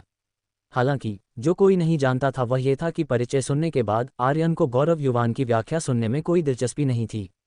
आखिरकार वह दूसरों से अलग था, वह साधना के माध्यम से तकनीक और युद्ध कौशल प्राप्त नहीं कर सकता था। इसके अलावा आत्मा संचय कला की छोटी पुस्तिका आर्यन की आंखों में बेहद अलग दिखाई दी। आर्यन ने अपनी आंखों के सामने इस आत्मा संचय कला की जानकारी उभरते हुए देखी। नाम, आत्मा संचय कला हस्तलिखित प्रति अपूर्ण अध्याय। विवरण, एक निश्चित प्राचीन शक्तिशाली अस्तित्व की मानसिक शक्ति साधना विधि। इसकी मूल श्रेणी संत श्रेणी उच्च स्तर थी। 99% आंशिक अपूर्णता के कारण इसकी श्रेणी गिरकर गहन श्रेणी उच्च स्तर हो गई है। प्रभाव: उपयोग के बाद खिलाड़ी की मानसिक शक्ति में 1000 अंकों की वृद्धि होती है और मानसिक शक्ति साधना चैनल खुल जाता है। संकेत: इस वस्तु का बार बार उपयोग नहीं किया जा सकता है। प्रभाव को देखते ही आर्यन का दिल तुरंत खुशी से भर गया। एक अकेली छोटी पुस्तिका वास्तव में मानसिक शक्ति को 1000 अंकों तक बढ़ा सकती थी। ये तो बस अजेय था। वहां मौजूद सभी के पास एक प्रति थी। यदि वे सभी आर्यन को उपयोग करने के लिए दी जाती तो क्या उसकी मानसिक शक्ति 8000 अंकों तक नहीं बढ़ जाती? और ये हस्तलिखित प्रतियां थीं। यदि कुछ और प्रतियां बनाई जातीं तो क्या वह और भी अधिक प्राप्त नहीं कर पाता? ये तो सरासर धोखाधड़ी थी। लेकिन अंतिम संकेत को देखते ही आर्यन ने तुरंत ऐसे किसी भी विचार को खारिज कर दिया। बेशक सिस्टम उसे आसानी से धोखा नहीं देने देगा। इस वस्तु का उपयोग केवल एक बार किया जा सकता था। हालांकि एक पुस्तिका प्राप्त करने और मानसिक शक्ति के 1000 अंक प्राप्त करने से आर्यन खुश था, लेकिन बहुत उत्सुक भी था। ये स्पष्ट रूप से एक हस्तलिखित प्रति थी और यह सिस्टम द्वारा प्रदान की गई साधना तकनीक नहीं थी, फिर भी आर्यन इसका उपयोग कर सकता था। इससे पहले आर्यन ने अन्य युद्ध कौशल और साधना तकनीकों के साथ कोशिश की थी। चाहे उसने उन्हें कैसे भी देखा हो या उसकी दिव्य दृष्टि ने उन्हें कैसे भी स्कैन किया हो, वे युद्ध कौशल और साधना तकनीकें बस किताबें थीं, उनमें कोई गुण नहीं थे। आर्यन न तो उनकी साधना कर सकता था, न ही उनका उपयोग कर सकता था। लेकिन इसमें गुण थे और इसका उपयोग किया जा सकता था, जो बेहद अजीब था। सिस्टम ऐसी साधारण रूप से बंधी हस्तलिखित प्रति को क्यों स्वीकार करेगा, लेकिन अन्य उत्कृष्ट रूप से बंधी प्रतियों को नहीं? इसका क्या कारण था? बेशक ये पहली बार था जब ऐसी स्थिति हुई थी, इसलिए आर्यन को इसका कारण नहीं पता था। शायद जब वह भविष्य में इसका अधिक बार सामना करेगा तो वह समझ जाएगा। इस क्षण आर्यन ने अपने हाथ में आत्मा संचय कला पर नजर डाली, एक पल के लिए सोचा और फिर इंटरफेस में उपयोग करें पर क्लिक किया। इस समय मंच के नीचे 8 नए शिष्यों को आत्मा संचय कला की साधना विधि समझाने के बाद गौरव युवान सभी को एक बार अपनी आध्यात्मिक शक्ति को साधने में नेतृत्व करने की तैयारी कर रहे थे और साथ ही आर्यन का ख्याल रखने की भी। ये कहना झूठ होगा कि वह आर्यन पर विशेष ध्यान नहीं देंगे। वह तो बस दूसरों के सुनने के लिए था। आखिरकार आर्यन की प्रतिभा और ताकत स्पष्ट थी। अब जब ऐसा प्रतिभाशाली और उत्कृष्ट शिष्य उन्हें सौंपा गया था तो वे उसके साथ गंभीरता से व्यवहार कैसे न करते और सावधानी से उसका पालन पोषण कैसे न करते। उसे कभी कभार विशेष ध्यान और देखभाल देना निश्चित रूप से कुछ ऐसा था जो वे करेंगे। बेशक ऐसी चीजें निजी तौर पर की जा सकती थीं, लेकिन खुले तौर पर नहीं, अन्यथा अन्य शिष्य क्या सोचेंगे। इसके अलावा तीनों महल प्रमुख आर्यन के शामिल होने के बारे में जानने के बाद बहुत ही जटिल मनोदशा में थे, खुश भी और चिंतित भी, इस डर से कि वे आर्यन को विलंबित करेंगे और उसकी प्रतिभा को दफन कर देंगे। खासकर पहली बार आध्यात्मिक शक्ति की साधना के दौरान। अक्सर कोई भी बता सकता था कि कोई व्यक्ति अपनी पहली बार में आध्यात्मिक शक्ति साधना में कितना प्रतिभाशाली था। हालांकि गुरु मुकुंद ने कहा था कि आर्यन की आध्यात्मिक शक्ति 15वें स्तर पर थी, जो एक दुर्लभ प्रतिभा थी, लेकिन उसकी साधना की बारीकियां अभी भी अज्ञात थीं। उनके दुई महल के तीनों महल प्रमुखों ने भी कल रात पूरी रात चर्चा की थी और चिंता की थी। अंत में उन्होंने फैसला किया कि आज वे अस्थायी रूप से आर्यन को अन्य शिष्यों की तरह एक बार अपनी आध्यात्मिक शक्ति को साधने देंगे ताकि ये देखा जा सके कि यह कैसा रहता है। यदि आर्यन ने वास्तव में अच्छी आध्यात्मिक शक्ति प्रतिभा दिखाई और उसकी साधना की गति अभी भी स्वीकार्य थी तो वे आर्यन को रहने देंगे और भविष्य में उसे साधने पर ध्यान केंद्रित करेंगे।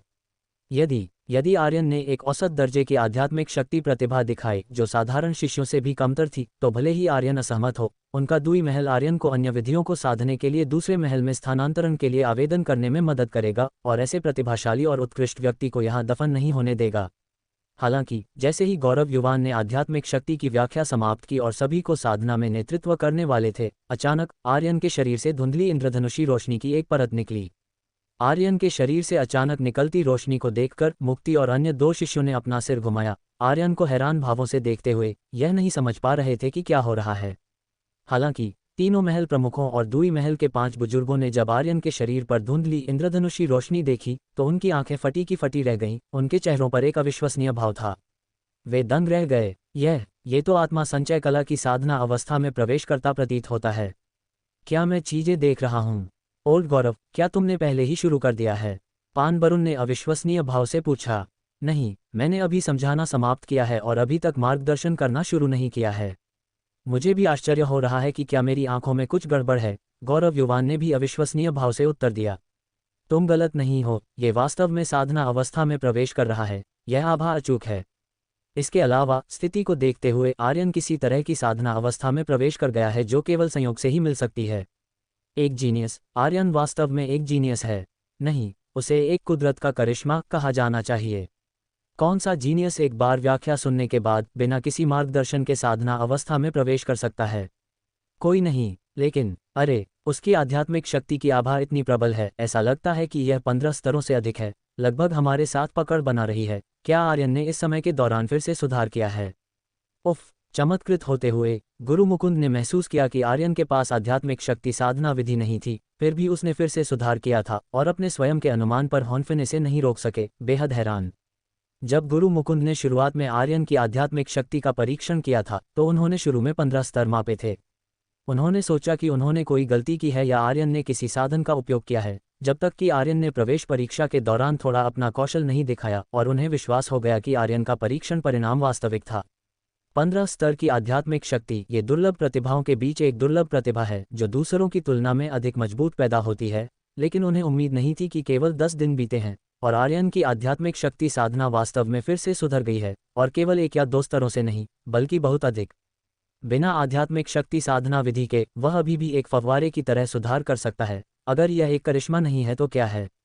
इस क्षण करिश्मा शब्द आर्यन का वर्णन करने के लिए बिल्कुल भी पर्याप्त नहीं है।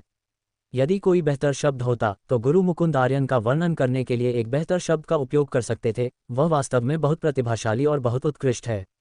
मूल रूप से गुरु मुकुंद और अन्य 2 महल प्रमुख थोड़े चिंतित थे, आर्यन को विलंबित करने और आर्यन की प्रतिभा को बर्बाद करने से डरते थे, इसलिए वे देखना चाहते थे कि आर्यन की पहली आध्यात्मिक शक्ति साधना कैसी होगी।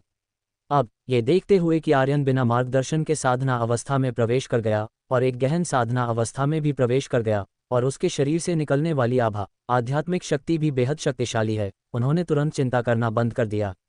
आर्यन और उनका दुई महल बस एक आदर्श मेल है, दुई महल में न आना बर्बादी होगी। आर्यन निश्चित रूप से आध्यात्मिक शक्ति साधना में एक जीनियस है। आर्यन के अलावा दृश्य पर कौन व्याख्या सुनने के बाद बिना मार्गदर्शन के अपने दम पर साधना अवस्था में प्रवेश कर सकता है, और वह भी एक गहरे स्तर में प्रवेश कर सकता है? कोई नहीं। दृश्य पर उसी अवधि के अन्य शिष्यों की तो बात ही छोड़िए, यहाँ तक कि कोई भी पिछला शिष्य ऐसा नहीं कर सकता था। ऐसी स्वर्ग को चुनौती देने वाली प्रतिभा हजारों वर्षों में देखने को शायद ही मिलती है। गुरु मुकुंद और अन्य 2 महल प्रमुख आर्यन को घूर रहे थे, उनकी आंखें जल रही थीं, बहुत उत्साहित। आर्यन को ऐसी प्रतिभा दिखाते हुए देखने के बाद वे पहले से ही सुनिश्चित हो सकते हैं कि दुई महल फिर से उठेगा। ठीक है, शश कोई भी आर्यन की साधना में खलल न डालें, बात न करें। अन्य शिष्यों की निर्देशित साधना आर्यन की साधना समाप्त होने के बाद की जाएगी। सभी को चर्चा करते और चिल्लाते हुए देखकर गुरु मुकुंद ने धीमी आवाज में कहा। ये सुनकर बाहरी हॉल में मौजूद सभी लोगों ने तुरंत अपना मुंह बंद कर लिया, सावधानी से आर्यन को देखते हुए अपने शरीर को हिलाने की हिम्मत नहीं की, इस डर से कि कहीं गलती से आर्यन को परेशान न कर दें और उसे उस गहरी साधना अवस्था से जगा न दें। आप जानते हैं, यह अवस्था मिल सकती है लेकिन इसे मांगा नहीं जा सकता। ये जितनी देर तक चलेगी उतना ही अधिक लाभकारी होगी। यदि आप गलती से इसमें खलल डालते हैं और आर्यन को यह अवसर खोने देते हैं तो यह एक बड़ा पाप होगा और 3 दुई महल प्रमुख इसे बर्दाश्त नहीं करेंगे। दूसरी तरफ आर्यन द्वारा आत्मा संचय कला के उपयोग पर क्लिक करने के बाद उसकी आत्मा अचानक स्पष्ट हो गई और उसने महसूस किया कि दुनिया बहुत स्पष्ट हो गई है। चाहे वह समस्याओं के बारे में सोच रहा हो या अपने विचारों को व्यवस्थित कर रहा हो, उसका दिमाग पहले की तुलना में साफ और तेज था। ऐसा लगता है कि 1000 अंक की मानसिक शक्ति विशेषता ने अपनी भूमिका निभाई है। हालांकि यह अंत नहीं था। फिर आर्यन की चेतना तेजी से डूबी चेतना के सागर में प्रवेश कर गई और उसने पहले से जागृत तारों भरा चेतना का सागर देखा, यानी अनगिनत तारों की रोशनी से बना चमकीला नीला पत्थर। जब आर्यन ने पहली बार तारों भरे चेतना के सागर को जगाया था तो यह चमकीला पत्थर एक नाखून के आकार का भी नहीं था, लेकिन अब यह एक मुट्ठी के आकार का हो गया है, पहले की तुलना में दर्जनों गुना बड़ा। आर्यन जानता था कि चेतना का सागर मानसिक शक्ति से संबंधित था। उसने इतनी सारी गुणवर्धक गोलियां खाई थीं और अभी उसने एक साधना विधि ली थी जिसने 1000 अंक मानसिक शक्ति जोड़ी थी। चेतना के सागर का विस्तार न होना मुश्किल होगा, लेकिन आर्यन को उम्मीद नहीं थी कि शुरुआती परीक्षण के बाद से केवल 10 दिन बीते हैं और इसका इतना विस्तार हो गया है। जब उसने तारों भरे चेतना के सागर को देखा तो आर्यन खुद डर गया। उसका चेतना का सागर दर्जनों गुना बढ़ गया था, जिससे ये सवाल उठा, जब आर्यन ने अपनी आध्यात्मिक साधना का परीक्षण किया था तो उसकी आध्यात्मिक शक्ति 15वें स्तर पर थी। अब जब उसके चेतना के सागर का इतना विस्तार हो गया है तो उसकी आध्यात्मिक शक्ति अब किस स्तर पर थी? कहा जाता था कि जिन साधारण शिष्यों ने कभी मानसिक शक्ति की साधना नहीं की थी उनके पास केवल 1 या 2 स्तर की आध्यात्मिक शक्ति थी, या बेहतर लोगों के लिए 3 या 4। बेशक जैसे जैसे उनकी साधना बढ़ती उनकी आध्यात्मिक शक्ति भी धीरे धीरे बढ़ती, लेकिन वृद्धि बहुत अधिक नहीं होती। यहाँ तक कि युद्ध सम्राट के स्तर पर भी उनके पास अधिकतम 1 दर्जन स्तर होते और बदतर लोगों के पास केवल कुछ ही होते। यहाँ तक कि युद्ध सम्राटों के पास केवल कुछ स्तर थे, जिससे पता चलता था कि जिन्होंने कभी इसकी साधना नहीं की थी उनकी आध्यात्मिक शक्ति कितनी खराब थी, और जिन्होंने दर्जनों वर्षों तक मानसिक शक्ति की साधना की थी, जैसे गुरु मुकुंद और अन्य, उनके पास केवल लगभग 20 स्तरों की आध्यात्मिक शक्ति थी, और वे वही थे जो मुख्य रूप से मानसिक शक्ति की साधना करते थे। कोई भी आर्यन जैसा नहीं था जिसने कभी मानसिक शक्ति की साधना नहीं की थी, फिर भी उसकी आध्यात्मिक शक्ति 15 स्तरों से अधिक थी, और साधना के बिना उसकी आध्यात्मिक शक्ति भी तेजी से बढ़ी। ये बस एक आध्यात्मिक शक्ति जीनियस था। हालांकि तारों भरा चेतना का सागर खुल गया था और उसकी आध्यात्मिक शक्ति भी तेजी से बढ़ रही थी, लेकिन आर्यन इसका उपयोग नहीं कर सकता था। आर्यन बस यह नहीं जानता था कि इसे कैसे सक्रिय किया जाए, नहीं वह जानता था कि इस तारों भरे चेतना के सागर का उपयोग कैसे किया जाए। यह ऐसा था जैसे वह इसे देख सकता था लेकिन इसे खा नहीं सकता था। उस स्थिति में उसकी आध्यात्मिक शक्ति को इतनी तेजी से बढ़ाने का क्या उपयोग था, चाहे उसकी प्रतिभा कितनी भी अच्छी क्यों न हो। इसलिए आर्यन ने कभी भी तारों भरे चेतना के सागर पर ध्यान नहीं दिया था। हालांकि मानसिक शक्ति चैनल खुल रहा है, कृपया प्रतीक्षा करें। इस क्षण आर्यन, जो अपने चेतना के सागर में डूबा हुआ था, ने अचानक अपने चेतना के सागर में चमकीले लाल शब्द दिखाई देते हुए देखे। आत्मा संचय कला के परिचय में कहा गया था कि पुस्तिका का उपयोग करने से आध्यात्मिक शक्ति में 1000 अंकों की वृद्धि होगी और मानसिक शक्ति चैनल खुल जाएगा, इसलिए आर्यन तैयार था। अपने चेतना के सागर में इन शब्दों को प्रकट होते देख आर्यन को उन्हें समझने की आवश्यकता नहीं थी। जैसा कि शब्दों का शाब्दिक अर्थ था, वह जानता था कि यह खुल रहा है। शायद इसके खुलने के बाद वह आध्यात्मिक शक्ति का उपयोग करने में सक्षम होगा। इस समय इन शब्दों के प्रकट होने के साथ पूरे चेतना के सागर में संस्कृत ध्वनियों का एक विस्फोट गूंज उठा। वह सुन नहीं सकता था कि वे क्या कह रहे थे, लेकिन वे आर्यन के कानों में गूंज रहे थे, उसे अंतहीन रूप से परेशान कर रहे थे। नीला चमकीला पत्थर, जो तारों भरा चेतना का सागर था, मूल रूप से अनगिनत तारों की रोशनी से संकुचित था। इस क्षण वे तारों की रोशनी अचानक तारों भरे चेतना के सागर से उभरी, तितलियों की तरह सरसराती हुई, एक दिशा में एक लंबी कतार में उड़ती हुई। अगले ही पल तारों की रोशनी से बना एक लंबा अजगर आर्यन की दृष्टि में दिखाई दिया। वे तारों की रोशनी नहीं जानती थीं कि वे कहाँ उड़ रही हैं, बस एक लंबी कतार में उड़ रही हैं, उड़ रही हैं, उड़ रही हैं। ऐसा लग रहा था कि अदृश्य दूसरे किनारे पर उड़ रही हैं। तारों भरा चेतना का सागर तारों की रोशनी उत्सर्जित करता रहा और तारों की रोशनी एक लंबी कतार बनाती रही और बाहर उड़ती रही। उसे नहीं पता था कि यह प्रक्रिया कब तक चली और आर्यन लगभग सो गया था। अंत में एक हल्की बज के साथ तारों भरे चेतना के सागर ने अंततः तारों की रोशनी छोड़ना बंद कर दिया और तारों की रोशनी की लंबी कतार भी रुक गई। फिर बज एक और हल्की आवाज के साथ, जैसे कि कोई आदेश सुन रहा हो, अनगिनत तारों वाले लंबे अजगर जो तारों भरे चेतना के सागर से उभरे थे, अचानक चमकदार रोशनी के साथ खिल उठे, अतुलनीय रूप से चमकदार। अगले ही पल रोशनी कम हो गई, विसंगति गायब हो गई और आर्यन तारों भरे चेतना के सागर और उभरे हुए तारों वाले लंबे अजगर की जांच करने गया। लेकिन इस समय कोई तारों वाला लंबा अजगर कहाँ था? तारों की रोशनी से बना लंबा अजगर गायब हो गया था, उसकी जगह तारों की रोशनी से बने एक सेतु ने ले ली थी। एक तारों का सेतु। यह एक अज्ञात स्थान की ओर जाने वाला सेतु था, लंबा और चौड़ा, जिस पर तारों की रोशनी बिखरी हुई थी, सरल और गहरा, एक प्राचीन और रहस्यमय आभा बिखेरता हुआ। टिंग, मानसिक शक्ति चैनल सफलतापूर्वक खुल गया। इस समय तारों वाले सेतु के प्रकट होने के साथ आर्यन के दिमाग में एक संकेत भी आया। फिर आर्यन की आंखों के सामने एक विशेषता पैनल खुल गया। खिलाड़ी आर्यन, चेतना का सागर, तारों भरा चेतना का सागर, मानसिक शक्ति स्तर 25वां स्तर, अनुभव 1254/25,000, मानसिक शक्ति कौशल, आत्मा संचय कला खंडित, गहन श्रेणी उच्च स्तर, मानसिक शक्ति युद्ध कौशल कोई नहीं, साधना दक्षता 1 दिन, अनुभव अंक दिन। खिलाड़ी स्वचालित मानसिक शक्ति साधना कार्य को सक्षम कर सकता है। स्वचालित साधना को सक्षम करने के लिए प्रतिदिन 10 युद्धदेव अंक खर्च करने होंगे। चूंकि खिलाड़ी का मानसिक शक्ति साधना कौशल केवल गहन श्रेणी उच्च स्तर का है और एक खंडित अध्याय है, इसलिए सिस्टम कौशल की मरम्मत कर सकता है। कीमतें इस प्रकार हैं। पृथ्वी श्रेणी निम्न स्तर तक मरम्मत करें 50 युद्धदेव अंक। पृथ्वी श्रेणी मध्यम स्तर तक मरम्मत करें 150 युद्धदेव अंक। पृथ्वी श्रेणी उच्च स्तर तक मरम्मत करें 550 युद्धदेव अंक। स्वर्ग श्रेणी निम्न स्तर तक मरम्मत करें 1150 युद्धदेव अंक। स्वर्ग श्रेणी मध्यम स्तर तक मरम्मत करें 2350 जोड़ 150 जोड़ 300 जोड़ 600 जोड़ 600x2 युद्धदेव अंक। इस मानसिक शक्ति पैनल के प्रकट होने के साथ आर्यन की मानसिक शक्ति साधना यात्रा आधिकारिक तौर पर शुरू हो गई। इस विशेषता पैनल को देखकर आर्यन दंग रह गया। उसकी मानसिक शक्ति वास्तव में 22वें स्तर तक बढ़ गई थी, जो सिस्टम के वर्गीकरण में स्तर 22 था। और यह मानसिक शक्ति साधना वास्तव में स्वचालित हो सकती थी। ये तो बहुत सुविधाजनक था, है ना? वह चलते फिरते साधना कर सकता था, वह मजे करते हुए साधना कर सकता था, वह कभी भी कहीं भी साधना कर सकता था। लेकिन दुर्भाग्य से साधना बहुत धीमी थी। केवल प्रतिदिन एक अनुभव अंक बढ़ रहा था, और इसमें प्रतिदिन 10 युद्धदेव अंक भी खर्च होते थे, जो पूरी तरह से बेकार था। हालांकि क्या साधना के धीमे होने का कारण कौशल हो सकता है? आखिरकार उसके इंटरफेस पर प्रदर्शित कौशल अब आत्मा संचय कला था, जो केवल गहन श्रेणी उच्च स्तर था और खंडित भी था। क्या ऐसा हो सकता है कि स्तर बहुत कम होने के कारण साधना धीमी थी? यदि अंतिम मरम्मत की जानकारी प्रकट नहीं हुई होती, तो आर्यन ने शायद भाग्य को स्वीकार कर लिया होता, और अगर साधना थोड़ी धीमी होती तो ठीक होता। लेकिन अब जब अधिक मरम्मत की जानकारी थी, तो आर्यन के पास कई और विचार थे।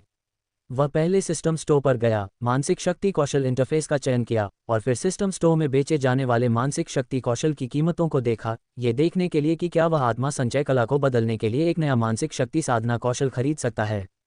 लेकिन इसे देखने के बाद वह मानसिक शक्ति स्तर इंटरफेस पर लौट आया। इसके बारे में सोचने के बाद उसने कौशल की मरम्मत करने का फैसला किया, क्योंकि सिस्टम स्टोर में मानसिक शक्ति साधना कौशल वास्तव में अन्य युद्ध कौशल की कीमत से दोगुने थे। एक पृथ्वी श्रेणी निम्न स्तर युद्ध कौशल या पृथ्वी श्रेणी निम्न स्तर कौशल के लिए केवल 100 युद्धदेव अंकों की आवश्यकता थी। हालांकि उसी श्रेणी के मानसिक शक्ति साधना कौशल के लिए 200 युद्धदेव अंकों की आवश्यकता थी। इसकी मरम्मत करना बेहतर था। अब आर्यन के पास अभी भी 150 युद्धदेव अंक थे, जो पूरी तरह से पर्याप्त नहीं थे, लेकिन उसके पास अभी भी 450 मध्यम सर्व गुणवर्धक गोलियां थीं, जिन्हें बहुत सारे युद्धदेव अंकों के लिए बदला जा सकता था। एक मध्यम सर्व गुणवर्धक गोली को 10 युद्धदेव अंकों के लिए बदला जा सकता था। आर्यन ने 150 मध्यम सर्व गुणवर्धक गोलियां निकाली और उन्हें 1500 अंकों के लिए बदल दिया। अब उसके पास 1650 युद्धदेव अंक थे। पहले आत्मा संचय कला को स्वर्ग श्रेणी निम्न स्तर तक मरम्मत करें। स्वर्ग श्रेणी निम्न स्तर काफी था। स्वर्ग श्रेणी निम्न स्तर तक मरम्मत करने में कुल 1100 युद्धदेव अंक खर्च होंगे। फिर आर्यन के पास अभी भी 550 युद्धदेव अंक बचेंगे और 300 मध्यम सर्व गुणवर्धक गोलियां।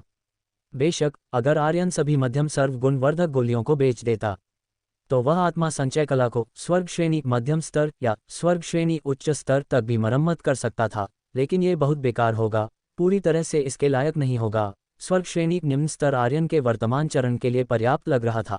आर्यन को अभी भी उन गुणवर्धक गोलियों को बैकअप के लिए रखना था। अन्यथा क्या होगा यदि वह भविष्य में कुछ खरीदना चाहे, या किसी आपात स्थिति में यदि उसके पास स्थिति से निपटने के लिए युद्धदेव अंक न हो तो वह क्या करेगा? इसलिए आर्यन ने फिलहाल केवल स्वर्ग श्रेणी निम्न स्तर तक मरम्मत की। उच्च श्रेणियों के लिए वह बाद में बात करेगा जब उसके पास अधिक युद्धदेव अंक होंगे।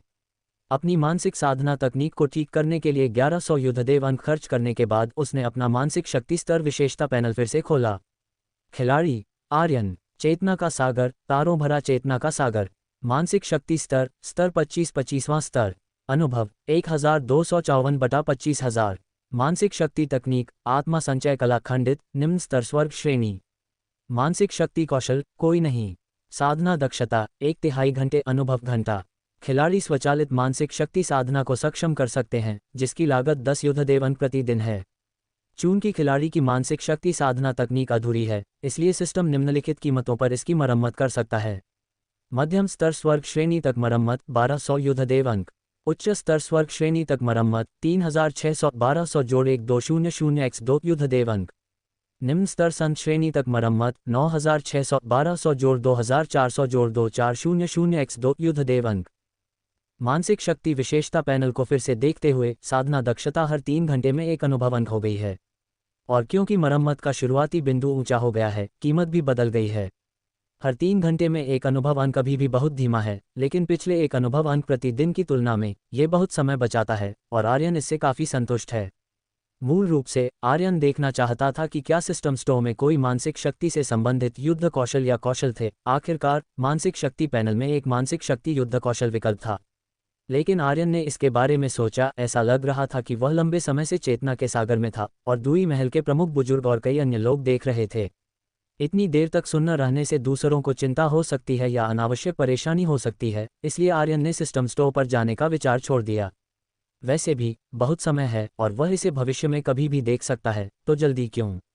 अपने दिमाग से हटने के बाद इस समय तारों वाले सेतु के बनने और मानसिक शक्ति चैनल के खुलने के बाद आर्यन को लगा कि जागते ही दुनिया थोड़ी अलग लग रही थी।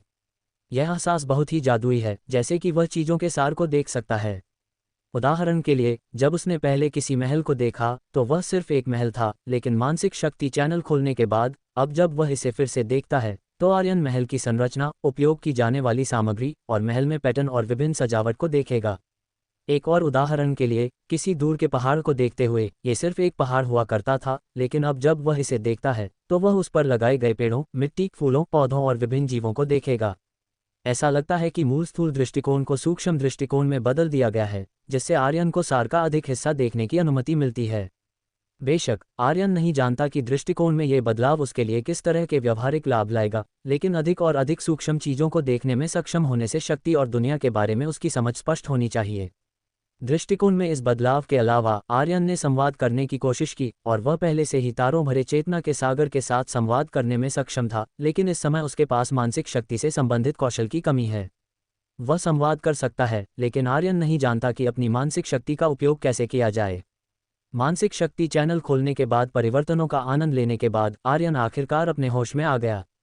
हालांकि इस क्षण उसने अचानक महसूस किया कि चाहे वह दुई महल के प्रमुख हों, बुजुर्ग हों, मुक्ति और अन्य हों, या अन्य दो शिष्य हों, वे सभी उसे उत्सुकता से देख रहे थे। ओह! आर्यन ने अपने सिर के पिछले हिस्से को खुजलाया, थोड़ा शर्मिंदा हुआ। आर्यन जानता था कि इतने लंबे समय तक सुन्न रहना निश्चित रूप से दूसरों का ध्यान आकर्षित करेगा। सौभाग्य से वह जल्दी बाहर आ गया और सिस्टम स्टोर पर नहीं गया, अन्यथा दूसरों को नहीं पता होगा कि वे उसे किस तरह की नज़रों से देखेंगे। हालांकि जो आर्यन नहीं जानता था वह ये था कि उसने सभी का ध्यान आकर्षित किया। इसका कारण यह नहीं था कि वह सुन्न था, बल्कि इसलिए था क्योंकि जब उसने तारों वाला सेतु बनाया तो उसके पूरे शरीर से एक धुंधली इंद्रधनुषी रोशनी निकली, जैसे कि उसने साधना की स्थिति में प्रवेश किया हो। उसका शरीर इतना स्पष्ट रूप से चमक रहा था, ये लोगों का ध्यान कैसे आकर्षित नहीं कर सकता था। आर्यन, क्या तुम जाग गए हो? अब तुम कैसा महसूस कर रहे हो?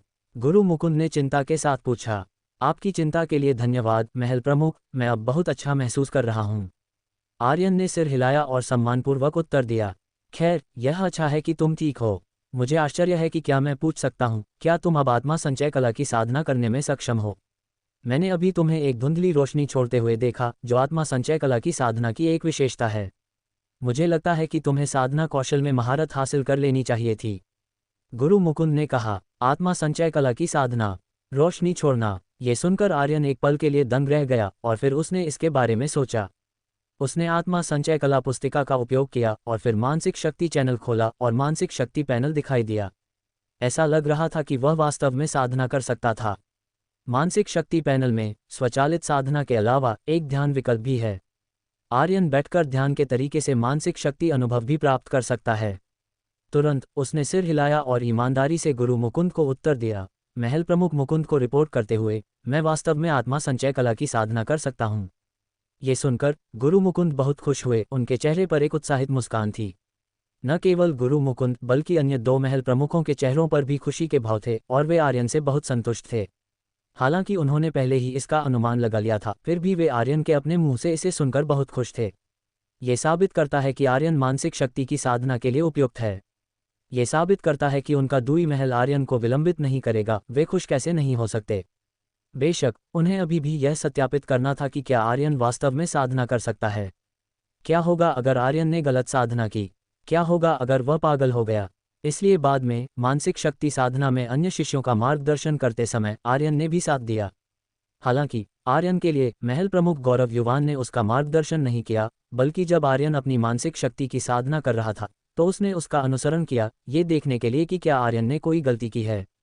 इसे फिर से देखने और यह पुष्टि करने के बाद कि आर्यन ने अपनी साधना में कोई गलती नहीं की थी, दुई महल के तीन महल प्रमुख वास्तव में राहत महसूस कर रहे थे और आर्यन के लिए खुश थे। जहां तक आर्यन की बात है, गौरव युवान द्वारा उसका अनुसरण करने के बाद उसने वास्तव में एक ही बार में अपने अनुभव बिंदुओं में 3000 की वृद्धि की। उसके मूल अनुभव बिंदु 1254 थे और अब ये 4254 हो गए हैं। उसने थोड़ी ही देर में 3000 अंक बढ़ाए, जिससे आर्यन बेहद खुश हुआ। आपको पता होना चाहिए कि यदि वह स्वचालित रूप से साधना करता है तो वह हर 3 घंटे में केवल एक अनुभव अंक बढ़ा सकता है। एक दिन के बाद वह केवल 8 अनुभव अंक प्राप्त कर सकता है। यदि वह स्तर ऊपर करना चाहता है तो उसे बंदर के साल अनंत काल तक इंतजार करना होगा। यहाँ तक कि सिस्टम वाला उसके जैसा कोई व्यक्ति भी ऐसा ही है, इसलिए इसमें कोई आश्चर्य नहीं कि दूई महल धीरे धीरे पतन की ओर जाएगा। और एक ही बार में 3000 अनुभव अंक बढ़ाने से आर्यन का बहुत समय बच जाता है। यदि संभव हो तो आर्यन वास्तव में चाहता है कि महल प्रमुख गौरव युवान उसे कुछ और बार मदद करें ताकि उसकी मानसिक शक्ति जल्द ही फिर से स्तर ऊपर कर सके। हालांकि आर्यन बोलने की हिम्मत नहीं कर सका। महल प्रमुख की पहचान क्या है? उनसे कुछ न करने और बस साधना में आपकी मदद करने के लिए कहना बहुत बड़ी बात होगी, और गुरु मुकुंद ने भी पहले कहा था कि वह केवल एक बार मदद करेंगे और उसे भविष्य में खुद पर निर्भर रहना होगा। अगर वह अब बोलता है तो क्या ये बहुत अक्षम नहीं लगेगा? बेशक, जो आर्यन नहीं जानता था वह ये था कि यदि महल प्रमुख गौरव युवान उसके विचारों को जानते तो वे न केवल इसे परेशानी भरा नहीं मानते बल्कि यह भी नहीं सोचते कि आर्यन अक्षम था। इसके बजाय वे आर्यन की मदद करके बहुत खुश होते। आर्यन के पहले 3000 अनुभव अंक बढ़ाने में सक्षम होने का कारण ये भी था क्योंकि गौरव युवान ने गुप्त रूप से आर्यन को विशेष देखभाल दी थी। कुछ बार साधना में मदद करना क्या है? यदि यह आर्यन के लिए बहुत लाभकारी है तो गौरव युवान हर दिन आर्यन को साधना में मदद करने के लिए तैयार होंगे, भले ही वे कुछ और न करें। आर्यन दूई महल का खजाना है, उसका ख्याल कैसे न रखा जाए। भविष्य में आर्यन जो भी उपलब्धियां हासिल करेगा वह उनके दूई महल का श्रेय भी होगा। ऐसा अच्छा काम कौन नहीं करना चाहेगा? आर्यन, मैंने अभी तुम्हारी मानसिक शक्ति साधना का अनुसरण किया और मैंने पाया कि तुम्हारी साधना पद्धति में कुछ भी गलत नहीं है। यह मूल रूप से हमारी पद्धति जैसी ही है, लेकिन पता नहीं क्यों ऐसा लगता है कि तुम्हारी विधि अधिक संक्षिप्त और सटीक है। साधना की गति भी हमसे 7 या 8 गुना तेज है, जो बहुत अजीब है। गौरव युवान ने कुछ देर सोचा और उलझन भरे स्वर में आर्यन से कहा। ये सुनकर आर्यन को हंसी आ गई और वह अपने मन में बड़बड़ाने से खुद को रोक नहीं सका। बकवास! ये समान कैसे हो सकती है? दूई महल के लोग जिस चित्त संग्रहण कला का अभ्यास करते हैं वह एक अधूरा संस्करण है जिसका स्तर केवल रहस्यमयी उच्च श्रेणी का है। लेकिन आर्यन जिस चित्त संग्रहण कला का अभ्यास कर रहा है उसे सिस्टम द्वारा सुधारा गया है और उसका स्तर स्वर्ग श्रेणी निम्न स्तर है। दोनों के बीच कई प्रमुख स्तरों का अंतर है। जाहिर है आर्यन की साधना गति दूई महल के लोगों की तुलना में तेज होगी और यह अधिक सटीक भी होगी। इसके अलावा आर्यन की चित्त संग्रहण कला में एक रहस्यमयी एहसास है जिसे समझाना मुश्किल है, जिससे गौरव युवान को ये बात समझ नहीं आ रही थी। ये कहा जा सकता है कि आर्यन की तकनीक और दूई महल की तकनीक दिखने में एक जैसी हैं, लेकिन असल में वे दो अलग अलग चीजें हैं। हालांकि आर्यन ये बातें खुलकर नहीं कह सकता था। ऊपरी तौर पर उसने कहा, शिष्य को नहीं पता कि क्या हो रहा है। जब शिष्य साधना करता है तो वह बस अपनी अंतरात्मा की आवाज़ और महसूस करने की शक्ति के अनुसार करता है और फिर परिणाम ऐसा हो जाता है। महसूस करने की शक्ति के अनुसार। तो ये बात है। आर्यन, तुम वास्तव में एक ऐसे प्रतिभाशाली व्यक्ति हो जो 100 वर्षों में एक बार देखने को मिलता है। तुम तो एक ही तकनीक का अभ्यास करने में हम बुजुर्गों से भी बेहतर हो। गौरव युवान ने भावुक होकर कहा। एक तरफ गुरु मुकुंद और पान बरुण ने सहमति में सिर हिलाया। मुक्ति, बलदेव और वर्मा परिवार के सदस्य आर्यन को ऐसे देख रहे थे जैसे वह कोई अजूबा हो। आर्यन वास्तव में दूसरों की तुलना में उसी साधना पद्धति को बेहतर तरीके से कर रहा था। अगर यह कोई चमत्कार नहीं है तो और क्या है? आर्यन, क्या तुम अपनी साधना का अनुभव हमारे साथ साझा कर सकते हो या हमें बता सकते हो कि क्या कोई विशेष तरकीब है? गुरु मुकुंद मुस्कुराए और बोले, मैं जानता हूँ यह अनुरोध थोड़ा अजीब हो सकता है, लेकिन अगर सभी को तुम्हारा अनुभव मिल जाए तो शायद वे सभी अपनी मानसिक शक्ति साधना की गति में सुधार कर सकें। साझा करूं? ये सुनकर आर्यन थोड़ा स्तब्ध रह गया। महसूस करना तो वास्तव में उसके लिए बस एक बहाना था। असल में तकनीक का स्तर अलग था, इसलिए साधना की गति अलग थी। लेकिन अब जब गुरु मुकुंद ने यह पूछा तो आर्यन को जवाब देना मुश्किल हो गया। महसूस करके साधना करने जैसी कोई चीज थी ही नहीं। वह कैसे जवाब देता? वह टालने के लिए कोई और कारण गढ़ने ही वाला था, लेकिन तभी आर्यन को एक समस्या का ख्याल आया।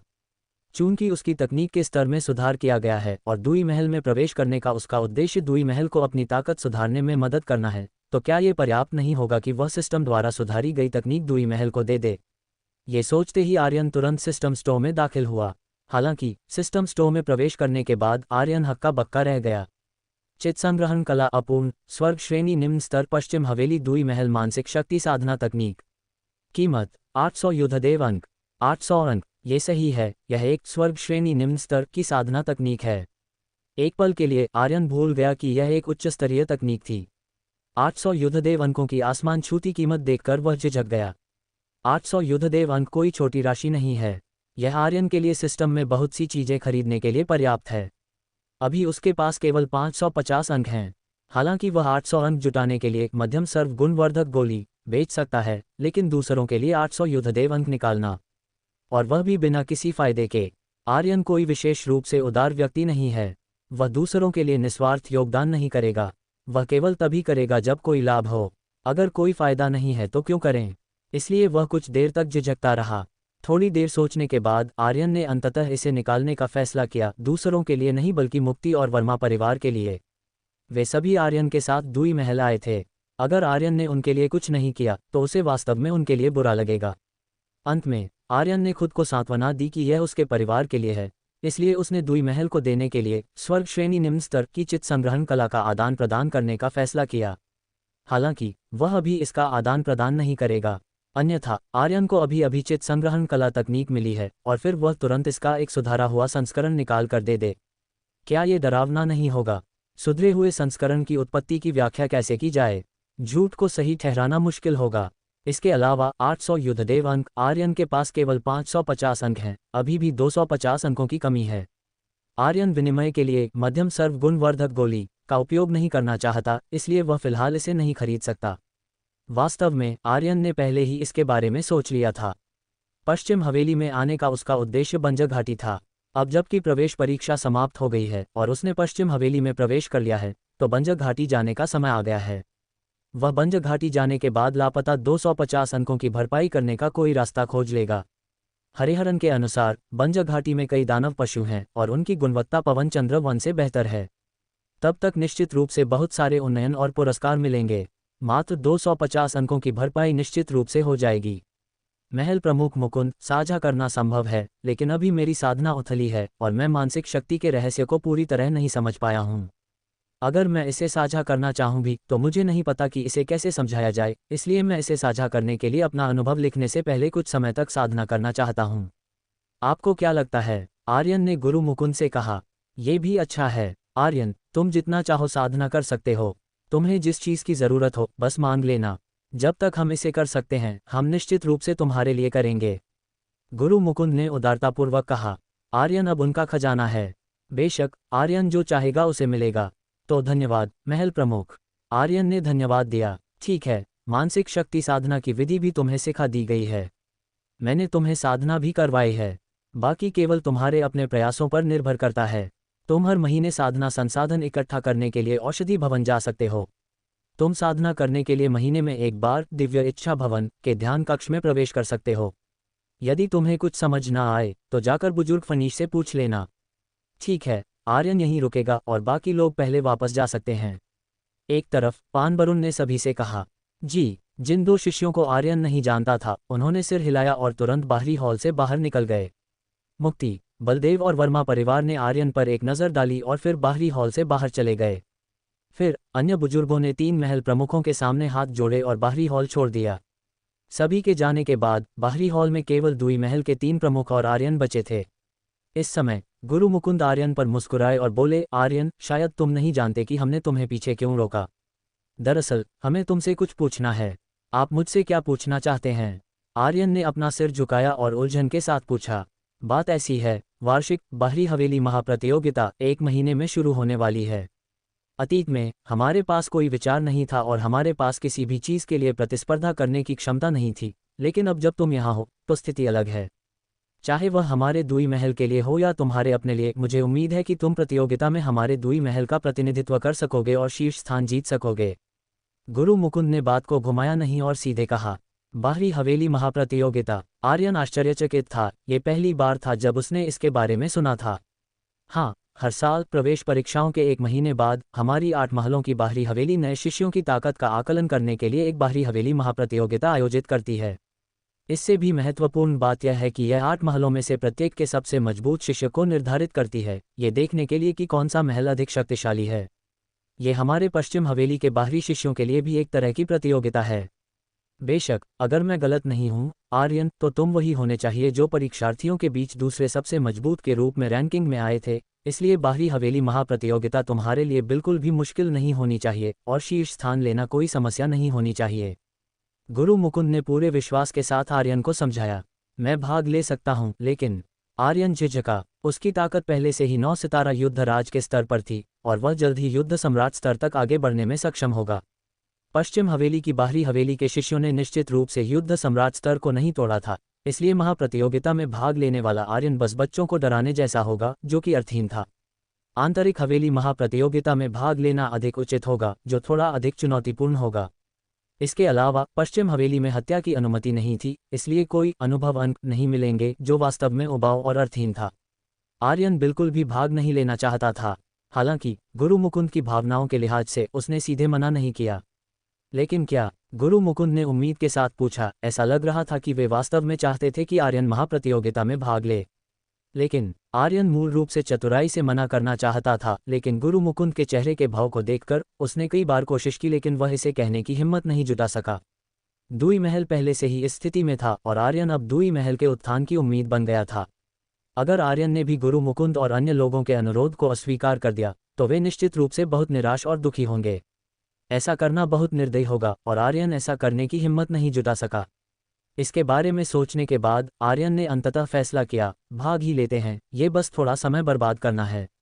हालांकि केवल भाग लेना दिलचस्प नहीं था, वह बड़ा खेलना चाहता था। ये दिलचस्प नहीं होगा अगर केवल आर्यन ने ही इस बाहरी हवेली महाप्रतियोगिता का आनंद लिया। दुई महल के शिष्यों द्वारा 8 महलों को कुचलना अधिक दिलचस्प होगा। वह ज्यादा मुश्किल होगा। 1 महीना कम नहीं था, लेकिन ये लंबा भी नहीं था। लेकिन लोगों को बदलना और दुई महल की समग्र ताकत में सुधार करना संभव होना चाहिए। ठीक है, मैं भाग लूंगा।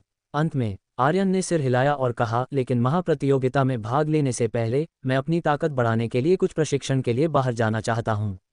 मुझे आश्चर्य है कि क्या ये संभव है। इतनी जल्दी प्रशिक्षण के लिए बाहर जा रहे हो?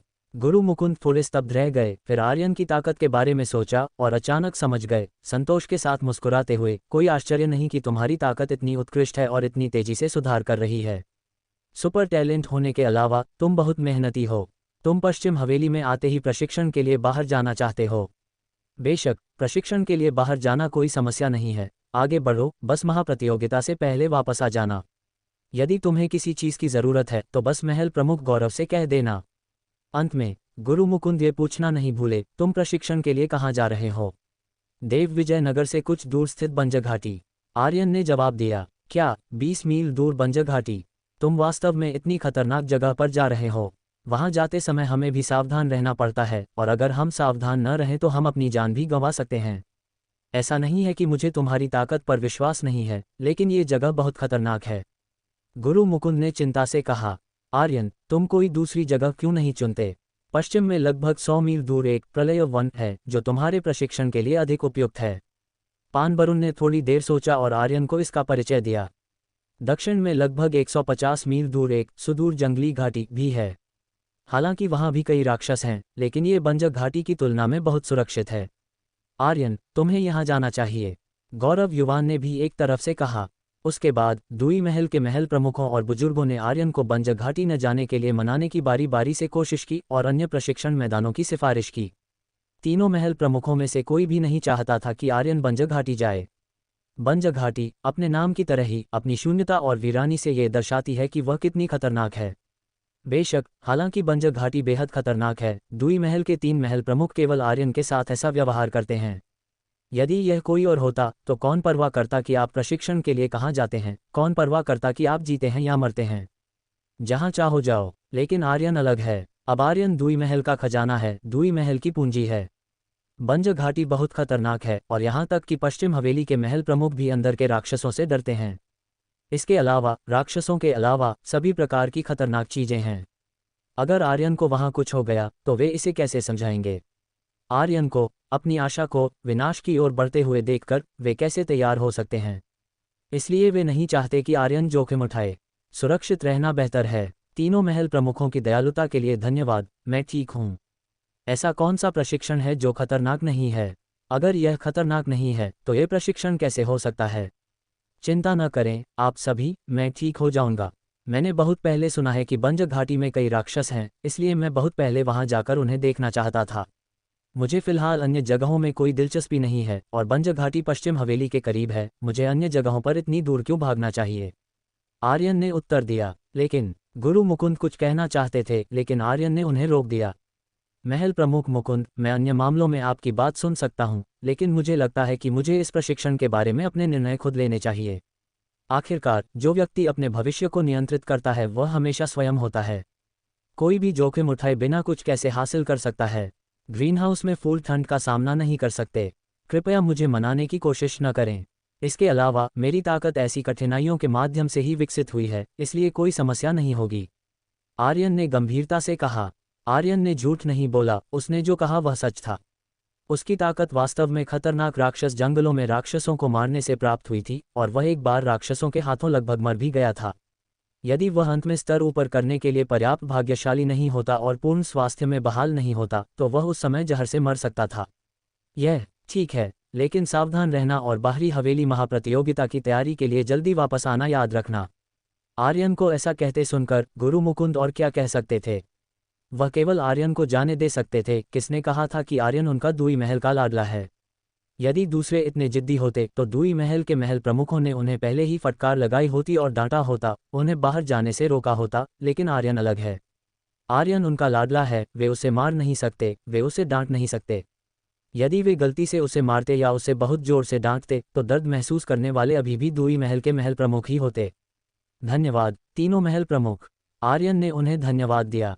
उसके बाद गुरु मुकुंद और अन्य दो महल प्रमुखों ने, क्योंकि वे आर्यन के बारे में चिंतित थे, आर्यन को आत्मरक्षा के लिए कुछ चीजें दी और फिर बार बार निर्देश देने के बाद उन्होंने उसे बाहरी हवेली छोड़ने दिया। बाहरी हवेली छोड़ने के बाद आर्यन अपने आवास पर लौट आया। लगातार 3 दिनों तक वह घर के अंदर ही रहा, अपने आंगन में आराम करता रहा। तीसरे दिन वह मुक्ति, बलदेव और वर्मा परिवार के भाइयों और बहनों को अलविदा कहने गया, ये कहते हुए कि वह एक लंबी यात्रा पर जा रहा है, और फिर पश्चिम हवेली छोड़कर बंजर घाटी की ओर बढ़ गया। जब वह जा रहा था तो छोटी लड़की श्रद्धा बहुत उदास थी। उसने आर्यन का हाथ पकड़ रखा था और उसे जाने नहीं दे रही थी। उसे समझाने के बाद उसने लड़की के माथे पर एक जोरदार चुंबन लिया और तभी वह भागने में सक्षम हो पाया। और मुक्ति भी आर्यन को जाते देख नाराज लग रही थी। आर्यन को नहीं पता था कि मुक्ति किस बात से नाराज थी।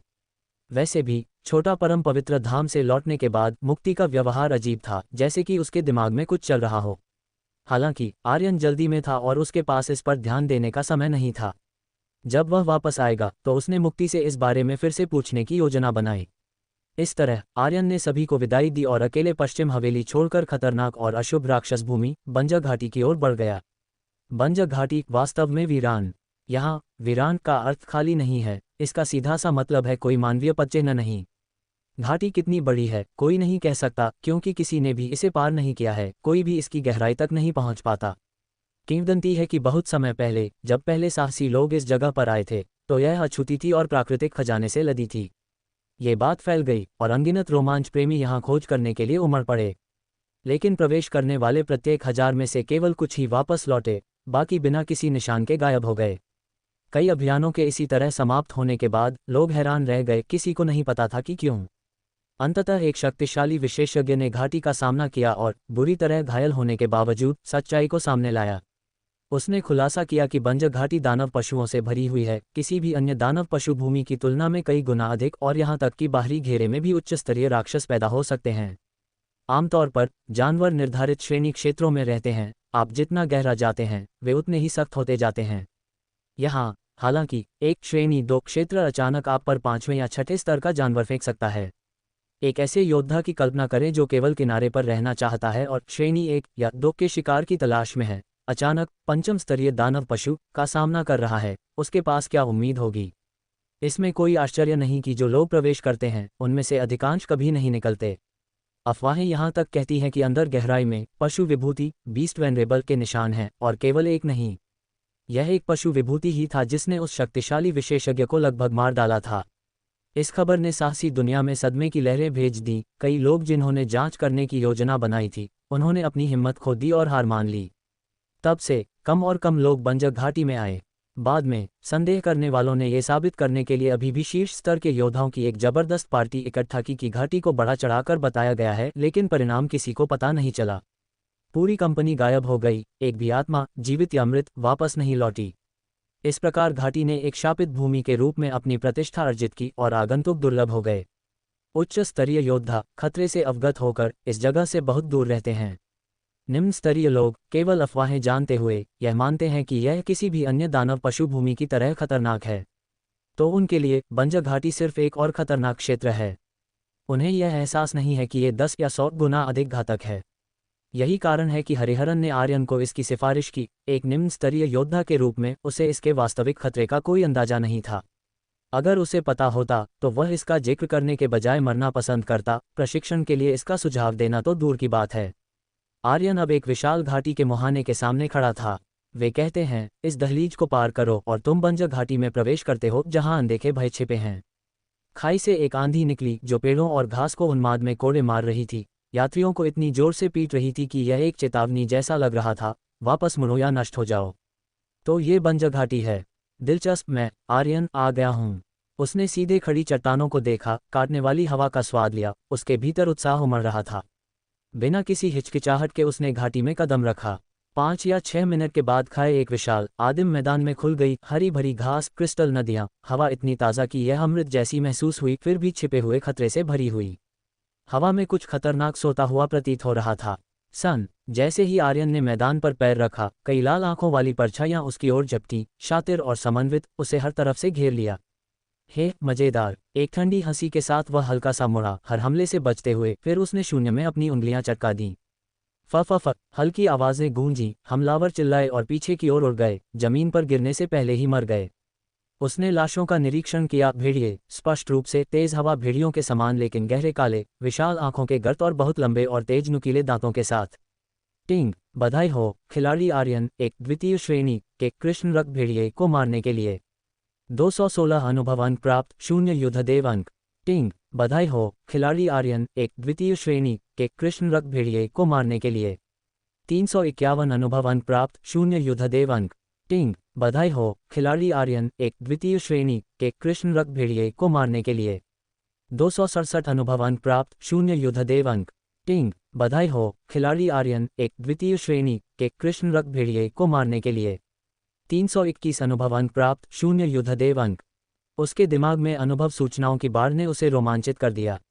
ये वह एहसास था, वही अनुभूति जिसके लिए वह तरस रहा था। पश्चिम हवेली में वापस वह राक्षसों की खेती स्वतंत्र रूप से नहीं कर सकता था। ये घुटन भरा था। अब अनुभव अंकों की मीठी लहर ने उसे जोर से चिल्लाने का मन कर दिया। मज़ा, बहुत मज़ा। जब मैंने पहली बार पवन चंद्र वन में कदम रखा तो तेज हवा भेड़ियों ने मेरा स्वागत किया। अब कृष्ण रक्त भेड़िए बंजर घाटी में मेरा स्वागत करने के लिए कतार में खड़े हैं। सम्मान मेरा है, हा हा हा हा। वह पागलों की तरह हंसा। ये स्वतंत्रता, जब चाहे तब मारना, हंसी के साथ गर्जना, शुद्ध आनंद था, एक पूर्ण मुक्ति। मानव समाज नियमों और प्रतिबंधों से भरा है, जो आपको हर कार्य से पहले 2 बार सोचने के लिए मजबूर करता है।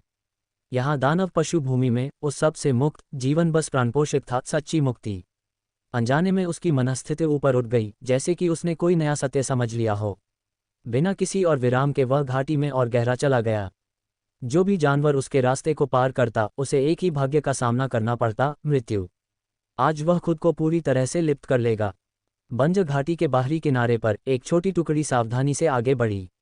हालांकि इलाका स्पष्ट दृश्य रेखाओं के साथ खुला था, फिर भी हर सदस्य ने अपने परिवेश को स्कैन किया, अत्यधिक सतर्कता के साथ आगे बढ़ रहे थे। कप्तान, क्या आपको वास्तव में लगता है कि हम यहाँ वह नवदल पुष्प पा सकते हैं? क्या होगा अगर हमें धोखा दिया गया हो? कतार में एक लंबा, चौकोर जबड़े वाला युवक पार्टी का नेतृत्व करने वाली छोटे काले बालों वाली तेज तर्रार महिला से दबी हुई, चिंतित आवाज में बोला। नहीं, मैंने ये खबर बहुत ऊंची कीमत पर खरीदी है। वे मुझे धोखा देने की हिम्मत नहीं करेंगे। छोटे बालों वाली महिला, जिसे लीडर कहा जा रहा था, ने सिर हिलाया और कहा। छोटे बालों वाली महिला का चेहरा अंडाकार था और उसका स्वभाव बहुत प्रभावशाली था। उसके छोटे बाल उसे चतुर और सक्षम दिखा रहे थे। यदि आर्यन यहाँ होता तो वह पहचान लेता कि यह महिला कोई और नहीं बल्कि दिव्या थी, वह सुंदर लीडर जिससे वह पवन चंद्र वन में मिला था। और बंजर घाटी में प्रवेश करने वाली यह टीम दिव्या के नेतृत्व वाला भाड़े का समूह था, नवनगर भाड़े के सैनिक दल। लेकिन अगर हम इतनी आंख मूंद कर खोजेंगे तो हम इसे कैसे पा सकते हैं? इसके अलावा बंजर घाटी बहुत खतरनाक है। अगर हम उन शक्तिशाली दानव पशुओं का सामना करते हैं तो हम खत्म हो जाएंगे। मैंने सुना है कि यह जगह अन्य जगहों से अलग है। बाहरी क्षेत्रों में भी आप उच्च स्तरीय दानव पशुओं का सामना कर सकते हैं। चौकोर चेहरे वाला युवक अभी भी चिंतित था। बोलते समय उसने भी सावधानी से चारों ओर देखा, जैसे कि उसे डर था कि इस समय कुछ बाहर कूद जाएगा और उसे खा जाएगा। कप्तान, बलवंत पर ध्यान न दें। वह बस डरपोक और भयभीत है। वह बड़ा और गठीला दिखता है, लेकिन वह मेरे जैसी महिला जितना बहादुर नहीं है, टीम की एक महिला सदस्य ने इस समय व्यंग्यपूर्वक कहा। क्या डरपोक और भयभीत? अरे काव्या, तुम छोटी बच्ची, तुम क्या जानती हो? अगर यह अन्य जगहें होती तो मैं, बलवंत कभी भी डर का एक शब्द नहीं कहता, लेकिन ये बंजर घाटी है, क्या ये वही हो सकती है? हमारे छोटे भाड़े के समूह का तो जिक्र ही छोड़ो, यहाँ तक कि युद्धराज स्तर के योद्धाओं वाले बड़े भाड़े के समूह भी अपनी किस्मत खराब होने पर डूब जाएंगे। बलवंत नाम के चौकोर चेहरे वाले युवक ने असहमति जताते हुए कहा। बस बहाने बनाओ। वैसे भी जहाँ कप्तान जाएंगी मैं जाऊंगी। अगर कप्तान नहीं डरती तो मैं निश्चित रूप से नहीं डरूंगी। काव्या ने नाक सिकोड़ते हुए बलवंत को नीची नजरों से देखा। ठीक है, बहस करना बंद करो, नहीं तो तुम किसी दानव जानवर को आकर्षित कर लोगे और वह मुसीबत होगी। दिव्या ने उन्हें रोका और फिर कुछ देर सोचा और कहा, दरअसल बलवंत की चिंताएं अनुचित नहीं हैं। जो लोग कई वर्षों से साहसिक टीमों में हैं, वे जानते हैं कि बंजर घाटी वास्तव में बेहद खतरनाक है। अगर हम सावधान नहीं रहे तो पूरी टीम का सफाया हो सकता है। लेकिन हमें इस बार यह जोखिम उठाना ही होगा। तुम ये भी जानते हो कि स्नेहा की हालत बद से बदतर होती जा रही है। वह शायद ज़्यादा दिन नहीं टिक पाएगी। मैं उसे मरते हुए नहीं देख सकती, इसलिए हमें जल्द से जल्द नव दलपुष्प ढूंढना होगा और उसे ठीक करने के लिए वापस लाना होगा। ऐसा करते हैं, चलो इस बार और अधिक सावधान रहें और अधिक सतर्क रहें। यदि हम दानव पशुओं का सामना करते हैं तो हम अगर हो सके तो लड़ने से बचेंगे। हम खुद को 3 दिनों तक सीमित रखेंगे। हम 3 दिनों तक बंजर घाटी के बाहरी क्षेत्र की खोज करेंगे। यदि हमें 3 दिनों में कुछ नहीं मिलता है तो हम तुरंत निकल जाएंगे। तुम्हें क्या लगता है? मुझे कोई आपत्ति नहीं है, काव्या ने सबसे पहले जवाब दिया। ठीक है, तो हम कप्तान की बात सुनेंगे। समझो, बलवंत अपनी जान जोखिम में डालकर आपके साथ है। समूह के अन्य सदस्यों ने भी दिव्या पर बहुत भरोसा किया और व्यक्त किया कि उन्हें कोई आपत्ति नहीं है। लोगों का समूह धीरे धीरे फिर से आगे बढ़ा और ठीक इसी पल एक काली परछाई नवनगर भाड़े के सैनिक दल की टीम की ओर उड़ी। इस काली परछाई को देखकर दिव्या ने जल्दी से आगे कदम बढ़ाया, अपने हाथ में लंबी तलवार को कस लिया और काली परछाई को तलवार से वार किया। पुची! काली परछाई को दिव्या ने आर पार कर दिया और वह खून के एक पूल में गिर गई। हालांकि दिव्या को वह खुशी नहीं मिली जिसकी उसने कल्पना की थी। उसने भौहें सिकोड़ी, बहुत ही गंभीर। इस काली परछाई की उपस्थिति को देखकर उसका दिल और भी उदास हो गया।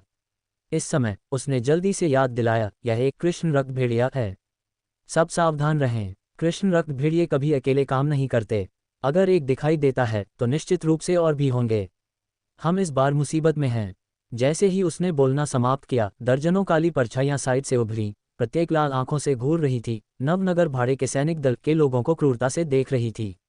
कृष्ण रक्त भेड़िए केवल स्तर 2 के दानव पशु हैं जो युद्धस्वामी की ताकत के बराबर हैं, और नवनगर भाड़े के सैनिक दल के लोग सभी अनुभवी युद्धस्वामी हैं, इसलिए उनसे निपटना मुश्किल नहीं है। लेकिन बेशक कृष्ण रक्त भेड़ियों की एक छोटी संख्या से निपटना मुश्किल नहीं है।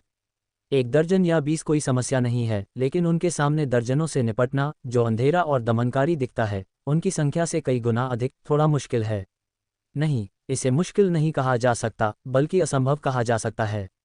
इस समय नवनगर भाड़े के सैनिक दल के प्रत्येक सदस्य के चेहरे अतुलनीय रूप से बदसूरत थे, यहाँ तक कि निराशा का संकेत भी था। उन्होंने अभी कहा था कि सावधान रहें और कुछ नहीं होगा, और वे 3 दिनों में वापस जा पाएंगे, लेकिन अब उन्हें तुरंत खतरे का सामना करना पड़ा। इस स्थिति में 3 दिनों तक डटे रहने की तो बात ही छोड़िए, अगर कुछ लोग कृष्ण रक्त भेड़िया झुंड द्वारा मिटाए बिना बच सके तो यह एक आशीर्वाद होगा। इस समय नवनगर भाड़े के सैनिक दल की स्थिति बहुत ही नाजुक थी। इतने सारे कृष्ण रक्त भेड़िए, क्या आसपास कोई कृष्ण रक्त भेड़िया राजा हो सकता है? दर्जनों कृष्ण रक्त भेड़ियों को देखकर बलवंत का चेहरा बदसूरत हो गया और उसने स्थिति को और भी बदतर तरीके से सोचने का मौका लिया। मुझे कहना होगा, बलवंत वास्तव में एक पनौती है। वह जो भी कहता है वह आता है, जो भी सोचता है वह प्रकट होता है। आओ! निश्चित रूप से कृष्ण रक्त भेड़िया झुंड ने एक रास्ता खोल दिया, और एक भेड़िया जो अन्य कृष्ण रक्त भेड़ियों की तुलना में अधिक मजबूत और लंबा था, जिसके माथे पर राजा का निशान था, इस समय बाहर निकला, अपने मुंह में एक कम फुफकार मारते हुए। उसकी आंखें क्रूरता से भरी हुई थीं। बलवंत, तुम वास्तव में एक पनौती हो। क्या तुम अपना मुंह बंद रख सकते हो जब हम भविष्य में खतरे का सामना करें? काव्या ने असंतुष्ट होकर कहा। इसका मुझसे कोई लेना देना नहीं है, बलवंत ने पीड़ित होकर कहा। बेशक इसका बलवंत से कोई लेना देना नहीं है। जब इतने सारे कृष्ण रक्त भेड़िए एक साथ इकट्ठे हुए तो एक नेता भेड़िया कैसे नहीं हो सकता था। सब सावधान रहें, वे हमला करने वाले हैं। चलो जल्दी से एक रक्षात्मक गठन तैयार करें, दिव्या ने इस समय गंभीरता से कहा। ये सुनकर नवनगर भाड़े के सैनिक दल के लोग जल्दी से एक साथ इकट्ठे हो गए और एक गठन तैयार किया। ऐसा लग रहा था कि वे लंबे समय से सहयोग कर रहे थे। पलक झपकते ही वे एक दूसरे की पीठ से पीठ सटाकर खड़े हो गए, एक तथाकथित रक्षात्मक गठन बनाते हुए। हालांकि दिव्या का चेहरा इस समय भी शांत था और निराशा का कोई भाव नहीं था, लेकिन कोई नहीं जानता था कि वह अपने दिल में किसी और की तुलना में अधिक चिंतित और हताश थी। उसके चेहरे पर शांति सब दिखावा थी। वे बंज घाटी में ज्यादा समय तक नहीं रहे थे और उन्होंने एक कृष्ण रक्त भेड़िया झुंड का सामना किया था। इसके अलावा अगर उन्होंने केवल एक कृष्ण रक्त भेड़िया झुंड का सामना किया होता तो ठीक होता, वे अभी भी इसका विरोध कर सकते थे और साधारण कृष्ण रक्त भेड़िया झुंडों में बहुत सारे भेड़िए नहीं होते। लेकिन इस समय उन्होंने जिस चीज का सामना किया वह केवल एक कृष्ण रक्त भेड़िया झुंड नहीं था, बल्कि एक कृष्ण रक्त भेड़िया राजा के नेतृत्व वाला झुंड था। हालांकि दोनों के बीच केवल एक और कृष्ण रक्त भेड़िया राजा था, लेकिन सार पूरी तरह से अलग था। कृष्ण रक्त भेड़िया राजा के नेतृत्व वाला कृष्ण रक्त भेड़िया झुंड न केवल संख्या में बड़ा था, बल्कि कृष्ण रक्त भेड़िया राजा भेड़िया झुंड को आदेश भी दे सकता था और दुश्मन पर अधिक प्रभावी ढंग से हमला कर सकता था। एक अव्यवस्थित भीड़ थी, संख्या में कम, और दूसरी अच्छी तरह से कमान वाली और संख्या में बड़ी थी। दोनों पक्षों की युद्ध शक्ति बस हजारों गुना अलग थी। कृष्ण रक्त भेड़िया राजा को देखकर दिव्या को भी पता था कि वे शायद इस बार असफल होने वाले थे। आओ! इस समय कृष्ण रक्त भेड़िया राजा गर्जा और कृष्ण रक्त भेड़िया झुंड को हमला करने का आदेश जारी किया।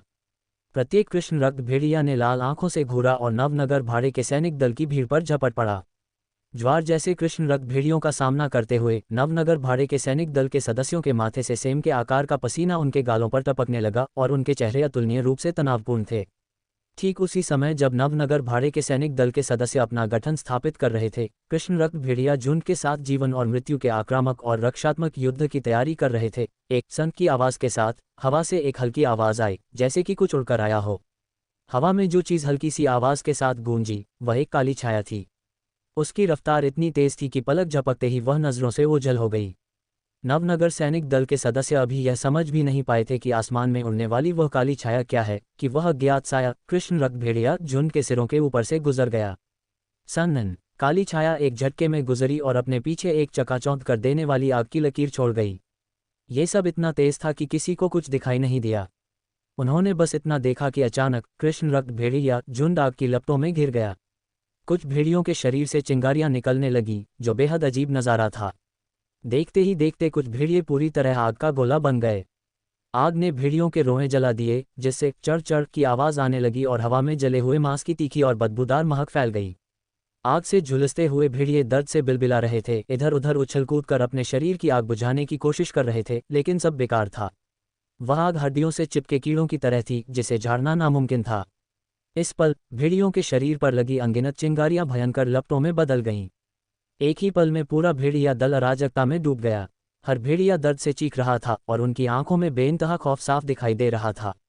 हालांकि कृष्ण रक्त भेड़िए काफी समझदार होते हैं, लेकिन किसी भी भेड़िए को समझ नहीं आ रहा था कि आखिर हुआ क्या है। भेड़ियों की तो बात ही छोड़िए, वहां मौजूद इंसान यानी नवनगर सैनिक दल के सदस्य भी अपनी आंखें फाड़े और मुंह खोले सन रह गए थे। वे उस झुंड को देख रहे थे जो अचानक आग की लपटों में घिर गया था, और उनके दिमाग पूरी तरह सुन्न थे। उनके मन में बस एक ही सवाल गूंज रहा था, आखिर आसमान में वह काली छाया क्या थी और उसके गुजरते ही आग कैसे लग गई। सन्नन! तभी वह काली छाया दूसरी बार हवा को चीरती हुई गुजरी और फिर से एक खूबसूरत आग की लकीर चमक उठी। पहले तो भेड़िया झुंड केवल आंशिक रूप से जल रहा था, लेकिन इस बार वह पूरा का पूरा आग का दरिया बन गया। हर एक भेड़िया जल रहा था जैसे कोई छूत की बीमारी हो 1 से 10 और 10 से 100 तक फैल गई हो। हर खूंखार और ताकतवर भेड़िया अब एक लाचार चीखते हुए आग के गोले में बदल चुका था। यहाँ तक कि कृष्ण रक्त भेड़िया राजा भी इससे बच नहीं पाया। भेड़िया राजा के शरीर ने भी रहस्यमय तरीके से आग पकड़ ली थी। हालांकि उसका स्तर आम भेड़ियों से ऊंचा था, इसलिए उसके शरीर पर लपटें थोड़ी कम थीं, लेकिन उसे भारी नुकसान पहुंचाने के लिए ये काफ़ी थी।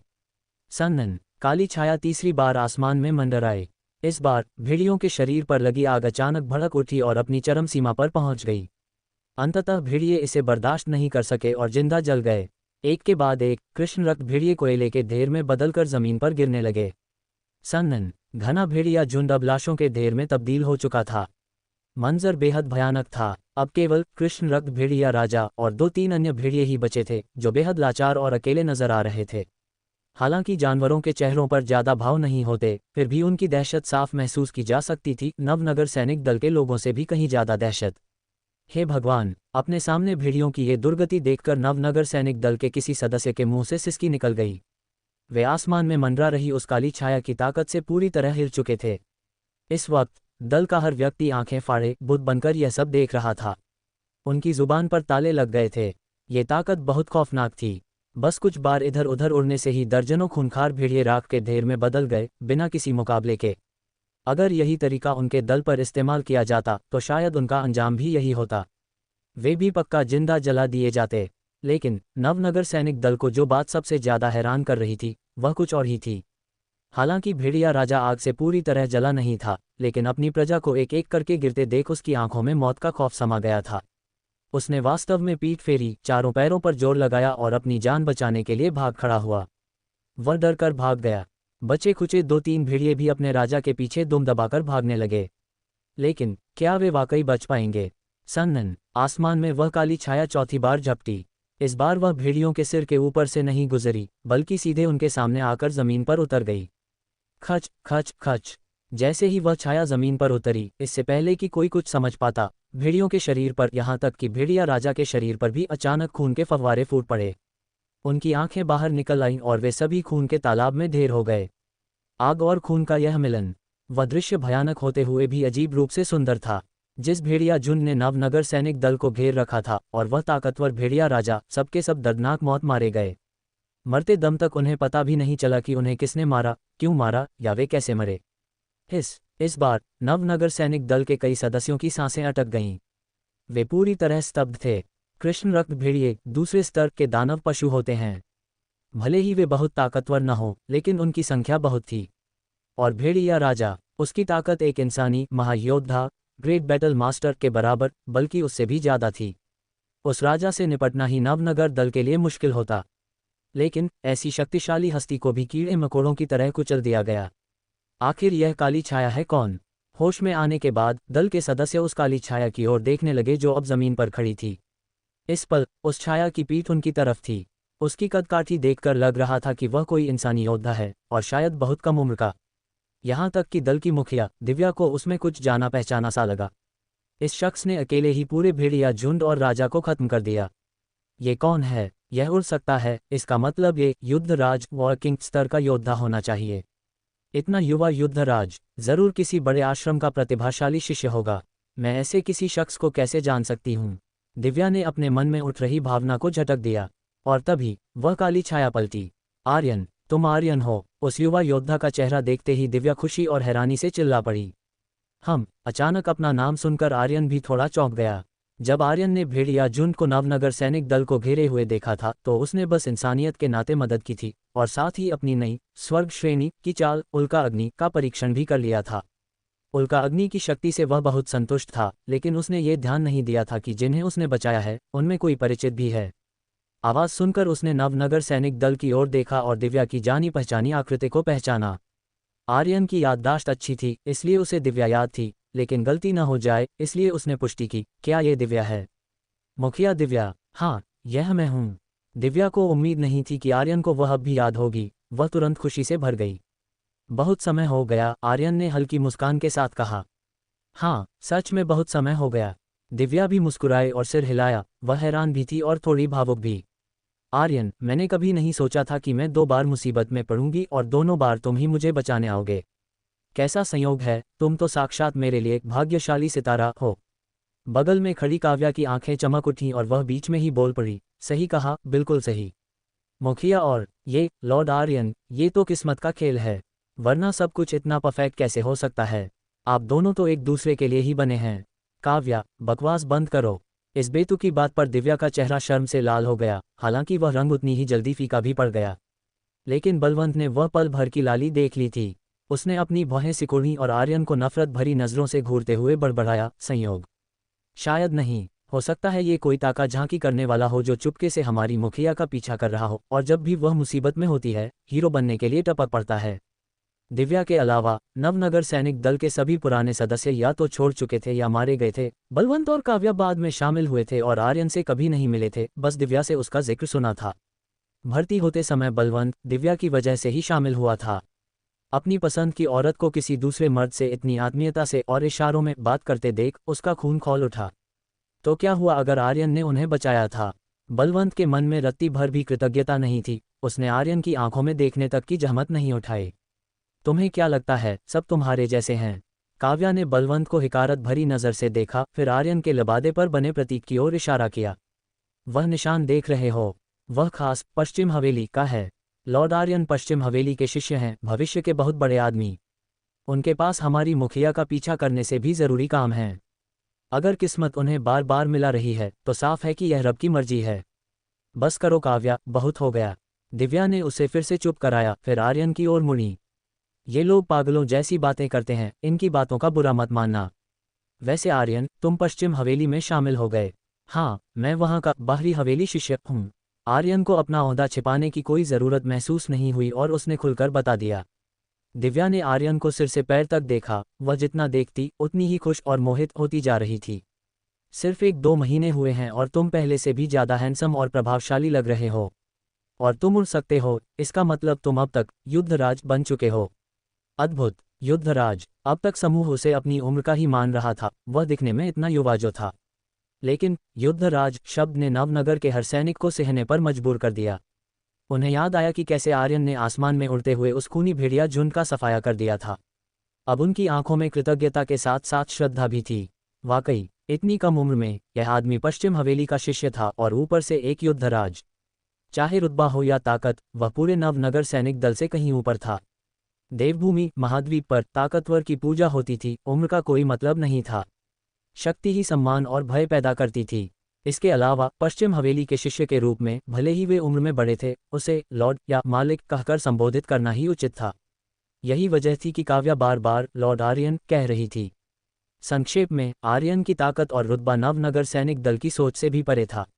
यह महसूस करते ही कि वह पश्चिम हवेली का शिष्य है, युद्धराज स्तर का एक महाविशेषज्ञ, वे सब सतर्क हो गए और दिव्या को ही उससे बात करने दिया। यहाँ तक कि बलवंत, जो अभी भी आर्यन को नापसंद करता था, उसने भी अपने तेवर ढीले कर लिए और उसके खिलाफ कुछ और बोलने की हिम्मत नहीं की। हे मुखिया, दिव्या मुझे शर्मिंदा कर रही हैं, आर्यन ने विनम्रता से कहा।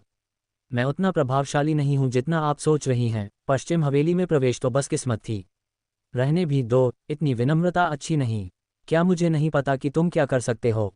दिव्या ने अपनी आंखें घुमाईं। उसे याद आया कि कैसे आर्यन ने जोरावर और अन्य लोगों के खिलाफ भयंकर लड़ाई लड़ी थी और अभी कैसे उसने भेड़िया झुंड का सफाया किया।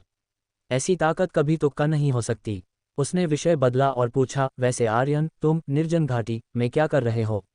ये पवनचंद्र वन से कहीं ज्यादा खतरनाक है जहां हम पहले गए थे। मैं यहाँ प्रशिक्षण के लिए आया हूँ। पश्चिम हवेली का बाहरी हवेली टूर्नामेंट आने वाला है, इसलिए मुझे अपनी कला को निखारना है। रही बात खतरे की, तो किस दानव पशु के इलाके में खतरा नहीं होता। शक्ति जोखिम मांगती है। इसके अलावा पश्चिम हवेली ने मुझे सुरक्षा के लिए कुछ जादुई चीजें दी हैं, तो मैं संभाल लूंगा। आर्यन ने वही बहाना दोहराया जो उसने गुरु मुकुंद को दिया था। अच्छा, समझी। दिव्या ने सिर हिलाया। और आप लोग, आप निर्जन घाटी में क्यों आए हैं? आर्यन ने पूछा। हम किसी को बचाने के लिए आए हैं। हमें नवदल पुष्प 9 लीफ फ्लावर नाम की एक जड़ी बूटी चाहिए, इसलिए हमने आने का जोखिम उठाया। हम ज्यादा दूर नहीं गए थे कि उस जानलेवा भेड़िया झुंड से सामना हो गया। उस याद से दिव्या का चेहरा उतर गया। उस मुठभेड़ ने घाटी में आगे बढ़ने के उसके आत्मविश्वास को हिला दिया था। मुझे लगता है आपको वापस लौट जाना चाहिए। मेरे विपरीत, आपके पास आश्रम के खजाने नहीं हैं और आपकी ताकत। भेड़िया झुंड जैसे खतरे यहाँ हर कदम पर हैं। यहाँ तक कि बाहरी इलाके में भी आपको चौथे या 5वें स्तर के दानव पशु मिलेंगे। मेरा अभी एक से सामना हुआ था। अगर आपका सामना उनसे हुआ तो? आर्यन झूठ नहीं बोल रहा था। उसने सच में किनारे पर एक 5वें स्तर के दानव पशु का सामना किया था और भेड़िया झुंड जैसे कई खतरों को निपटाया था। अपनी बेहिसाब ताकत की वजह से उसने उन्हें आसानी से संभाल लिया था, लेकिन उनमें से कोई भी एक मुठभेड़ नवनगर सैनिक दल का नामो निशान मिटा देती। ये जानते हुए भी कि उसकी बातें उन्हें निराश करेंगी, उसे सच बोलना ही था। दिव्या ने एक गहरी सांस छोड़ी। मैं अच्छी तरह जानती हूं कि यह कितना खतरनाक है, लेकिन नवदल पुष्प केवल यहीं उगता है। उस रिश्तेदार की खातिर मुझे ये जोखिम उठाना ही होगा। आर्यन ने उसकी आंखों में दृढ़ संकल्प देखा। जिसे भी बचाने की जरूरत थी, वह उसके लिए बहुत मायने रखता था। एक पल बाद उसने कहा, ऐसी बात है तो बताओ वह नवदलपुष्प कैसा दिखता है, मैं उसे तुम्हारे लिए ढूंढ लाऊंगा। सच में आर्यन, क्या तुम वाकई नवदलपुष्प खोजने में हमारी मदद करोगे? दिव्या खुशी से चहक उठी। हाँ, आर्यन ने सिर हिलाकर पुष्टि की। बहुत बहुत शुक्रिया। दिव्या ने उसका धन्यवाद किया। वह जानती थी कि उनके नवनगर सैनिक दल की ताकत के साथ 3 दिन तो क्या, एक दिन भी खोज करना मौत को दावत देने जैसा था। ऐसे में नवदल पुष्प मिलना तो दूर की बात थी। अगर वे अंदर मरे नहीं तो यही गनीमत होगी। लेकिन अब जब आर्यन उनकी मदद कर रहा था तो उसकी ताकत के साथ फूल मिलने की संभावना उनके दल की तुलना में कई गुना ज्यादा थी। हम एक दूसरे को जानते हैं, इसलिए इस छोटी सी मदद में कोई बुराई नहीं है। मैं अपनी ट्रेनिंग के साथ साथ इसे भी ढूंढ लूंगा, यह कोई परेशानी वाली बात नहीं है। ठीक है, मुझे दिखाओ कि वह फूल कैसा दिखता है। आर्यन ने लापरवाही से मुस्कुराते हुए कहा, जैसे ये कोई बड़ी बात ना हो। ये लो, तुम्हारे लिए। शुक्रिया आर्यन। दिव्या ने आर्यन को एक चित्रपत्र कागज सौंपा और फिर से धन्यवाद दिया। आर्यन ने उसे तुरंत नहीं लिया, बल्कि एक गंभीर चेहरा बनाया और नाखुशी से कहा, मैंने कहा ना मुखिया दिव्या, जब तुम मुझे दोस्त मानती हो तो क्या इतनी औपचारिकता जरूरी है? हर दूसरी बात पर शुक्रिया मत कहो, मुझे बहुत अजीब लगता है। ठीक है, तो मैं शुक्रिया नहीं कहूंगी। मैं तुम्हें तब ठीक से धन्यवाद दूंगी जब तुम हमारे लिए नवदलपुष्प ढूंढ लोगे। और चूंकि तुमने कहा कि हम दोस्त हैं तो मुझे मुखिया दिव्या मत कहो, मैं तुमसे थोड़ी बड़ी हूँ, मुझे बस दीदी दिव्या या सिस्टर दिव्या कहो। दिव्या ने कहा, ओह ठीक है दिव्या। दीदी। आर्यन दिव्या के सामने हार गया, उसने धीरे से कहा और फिर ज्यादा कुछ नहीं बोला। दिव्या से वह चित्रपत्र ले लिया और जैसे ही आर्यन ने दिव्या द्वारा दिया गया कागज हाथ में लिया, उसके दिमाग में एक संकेत गूंजा। इस पल संकेत की आवाज सुनकर आर्यन को जैसे कुछ सूझा, उसे एक धुंधला सा अंदाजा हुआ और तुरंत उसके चेहरे पर खुशी झलक उठी। वह बहुत उत्साहित हो गया और जल्दी से अपने दिमाग में आए संकेत की जांच की। टिंग। खिलाड़ी आर्यन को साइड मिशन स्वीकार करने के लिए बधाई। नवदल पुष्प ढूंढें और दिव्या को दें, मिशन की समय सीमा 7 दिन है। वाकई, ये संकेत देखकर आर्यन खुशी से लगभग उछल पड़ा। अभी अभी आर्यन को एक धुंधला अंदाजा हुआ था, लेकिन उसे उम्मीद नहीं थी कि उसे सच में एक मिशन मिल जाएगा। आपको पता होना चाहिए कि मिशन के पुरस्कार बेहद शानदार होते हैं। एक मिशन पूरा करना आर्यन द्वारा अनगिनत राक्षसों को मारने के बराबर है और मिशन के पुरस्कार आर्यन को उन्नत तकनीकें और बहुत सारे युद्ध देवन गॉड ऑफ वॉर पॉइंट्स भी देंगे। ये राक्षसों को मारने से कहीं ज्यादा फायदेमंद है। आर्यन को उम्मीद नहीं थी कि केवल दयालु होकर दोस्त की मदद करने से उसे मिशन मिल सकता है। ये तो जैसे बिन मांगे मोती मिलने जैसा था। क्या हुआ आर्यन? दिव्या ने आर्यन को जिज्ञासा से देखा, उसे समझ नहीं आ रहा था कि वह कागज लेने के बाद अचानक इतना उत्साहित और खुश क्यों हो गया। नहीं, कुछ नहीं। आर्यन ने अपने भाव छुपाए और कहा, ठीक है, मैं अब तुम्हारे लिए नवदल पुष्प खोजने जाता हूँ। यहाँ बहुत खतरा है, तुम लोग जल्दी से बाहर निकलो और घाटी के प्रवेश द्वार पर मेरा इंतजार करो। ज्यादा से ज्यादा 7 दिन, 7 दिनों के भीतर चाहे मुझे फूल मिले या न मिले, मैं बाहर आकर तुम्हें खबर दूंगा। ठीक है, फिर मिलेंगे आर्यन, दिव्या ने कहा। आखिरकार अलविदा कहने के बाद दिव्या नवनगर सैनिक दल को लेकर उसी रास्ते वापस लौट गई, जबकि आर्यन ने नवदल पुष्प का रूप देखने के लिए वह कागज खोला। कागज के अंदर किसी अज्ञात सामग्री से 9 पंखुड़ियों वाला एक सुंदर फूल उकेरा गया था। ये फूल बिल्कुल असली लग रहा था और इसमें एक परी जैसा एहसास था, जैसे परियों की दुनिया में उगने वाला कोई जादुई फूल हो। आर्यन ने बस एक नज़र उस पर डाली और कागज रख दिया। सच तो ये था कि उसे फूल का रूप देखने की कोई ज़रूरत नहीं थी। दिव्या दृष्टि आई ऑफ हेवन के होते हुए दुनिया में ऐसी कौन सी चीज़ है जिसे आर्यन न जानता हो? आर्यन क्या नहीं पहचान सकता? ये कहना कि वह फूल देखना चाहता है बस दिव्या और अन्य लोगों के शक से बचने के लिए था। आर्यन निर्जन घाटी की गहराइयों की ओर बढ़ता गया। रास्ते में उसने आसपास के माहौल में हर चीज़ को बारीकी से महसूस किया। जैसे ही उसे कुछ खास महसूस होता, वह तुरंत जांच करने जाता और उसे पहचानने के लिए दिव्या दृष्टि का इस्तेमाल करता। ये सच है, उसे रास्ते में बहुत सारे प्राकृतिक खजाने मिले, लेकिन ये खजाने सिस्टम स्टोर को बेचे नहीं जा सकते थे, उन्हें केवल सिस्टम के झोले में रखा जा सकता था। फिलहाल आर्यन के लिए उनका कोई उपयोग नहीं था। समय के साथ मिले खजानों की संख्या बढ़ती गई और आर्यन अब उबने लगा था। उसने केवल कुछ अच्छी गुणवत्ता और दुर्लभ चीज़ों को चुना और साधारण व घटिया चीज़ों की तरफ देखा तक नहीं। अगर आर्यन का ये तरीका दूसरों को पता चल जाता तो वे शायद आर्यन पर थूक देते। बर्बादी, ये तो सरासर बर्बादी है। साथ ही दूसरे लोग आर्यन से बहुत ईर्ष्या करते। दूसरे लोग प्राकृतिक खजाने खोजने के लिए हजारों खतरों से गुजरते हैं, लेकिन आर्यन बस हाथ हिलाता है, पहचानता है और पा लेता है। तुलना करने पर वाकई गुस्सा आता। बेशक खजाने की खोज जोड़ने से आर्यन की दानव संहार की प्रगति धीमी हो गई। रास्ते में चलते और जांच करते हुए रफ्तार बिल्कुल भी तेज नहीं थी। अगर दिव्या दृष्टि हर समय खुली रह सकती तो बहुत अच्छा होता। इस तरह उसे हर जगह रुककर समय बर्बाद नहीं करना पड़ता, बस एक बार गुजरता, जो काम का होता उसे उठा लेता और जो नहीं होता उसे छोड़ देता। इससे दक्षता बहुत अधिक होती। लेकिन आर्यन की दिव्या दृष्टि अभी भी निचले स्तर की अवस्था में है। अगर वह किसी चीज की पहचान करना चाहता है तो उसे उस चीज पर दिव्या दृष्टि छोड़नी पड़ती है, तभी वह उसकी जानकारी देख सकता है। ये रफ्तार आश्चर्यजनक रूप से धीमी है। आर्यन ने सोचा कि भविष्य में जब समय मिलेगा तो उसे दिव्या दृष्टि का स्तर जरूर बढ़ाना होगा, ताकि वह बहुत सारी परेशानी से बच सके। इस तरह राक्षसों को मारते और खजाने की खोज करते हुए आर्यन धीरे धीरे निर्जन घाटी की गहराइयों की ओर बढ़ा। एक दिन ऐसे ही बीत गया। इस एक दिन के दौरान आर्यन को काफी अनुभव अंक एक्सपीरियंस पॉइंट्स मिले, लगभग कई लाख, लेकिन उसे कोई उपकरण, प्रॉप्स या युद्ध देव अंक नहीं मिले। और अब आर्यन पहले से ही एक 9 सितारा युद्धराज है और वह युद्ध सम्राट बनने से केवल एक स्तर दूर है, लेकिन युद्ध सम्राट बनने के लिए अनुभव अंक 2 करोड़ 20 मिलियन तक चाहिए। आर्यन ने एक दिन कड़ी मेहनत की, न केवल उसे कुछ खास हासिल नहीं हुआ, बल्कि उसके अनुभव अंक भी युद्ध सम्राट स्तर तक नहीं पहुंचे।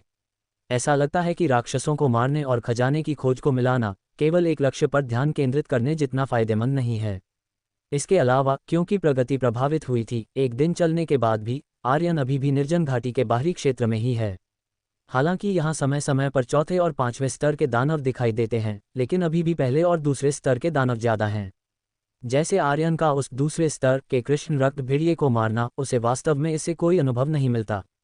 आर्यन को मूल रूप से दूसरे स्तर के दानव को मारने के लिए सैकड़ों या हजारों अनुभव अंक मिलते थे, लेकिन स्तर की पाबंदियों के कारण उसका स्तर बहुत ज्यादा बढ़ गया था और दूसरे स्तर के दानव को मारने का अनुभव घटकर केवल 1 दर्जन अंक रह गया था। यहाँ तक कि तीसरे स्तर के दानव को मारने का अनुभव भी केवल कुछ 100 था, जो इतना कम था कि दिखाई भी नहीं देता। ज्यादा निम्न स्तरीय राक्षसों को मारना वास्तव में एक चौथे या पांचवें स्तर के दानव को मारने जितना अच्छा नहीं है। अब क्योंकि स्तर ऊंचा और ऊंचा होता जा रहा है, निम्न स्तरीय दानव अब आर्यन की जरूरतों को पूरा नहीं कर सकते।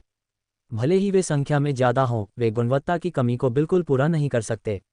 इसलिए आर्यन ने फैसला किया कि अगले दिन से वह बाहरी इलाके के छोटे राक्षसों को नजरअंदाज करेगा और उच्च स्तरीय राक्षसों को खोजने के लिए सीधे गहराई में जाएगा।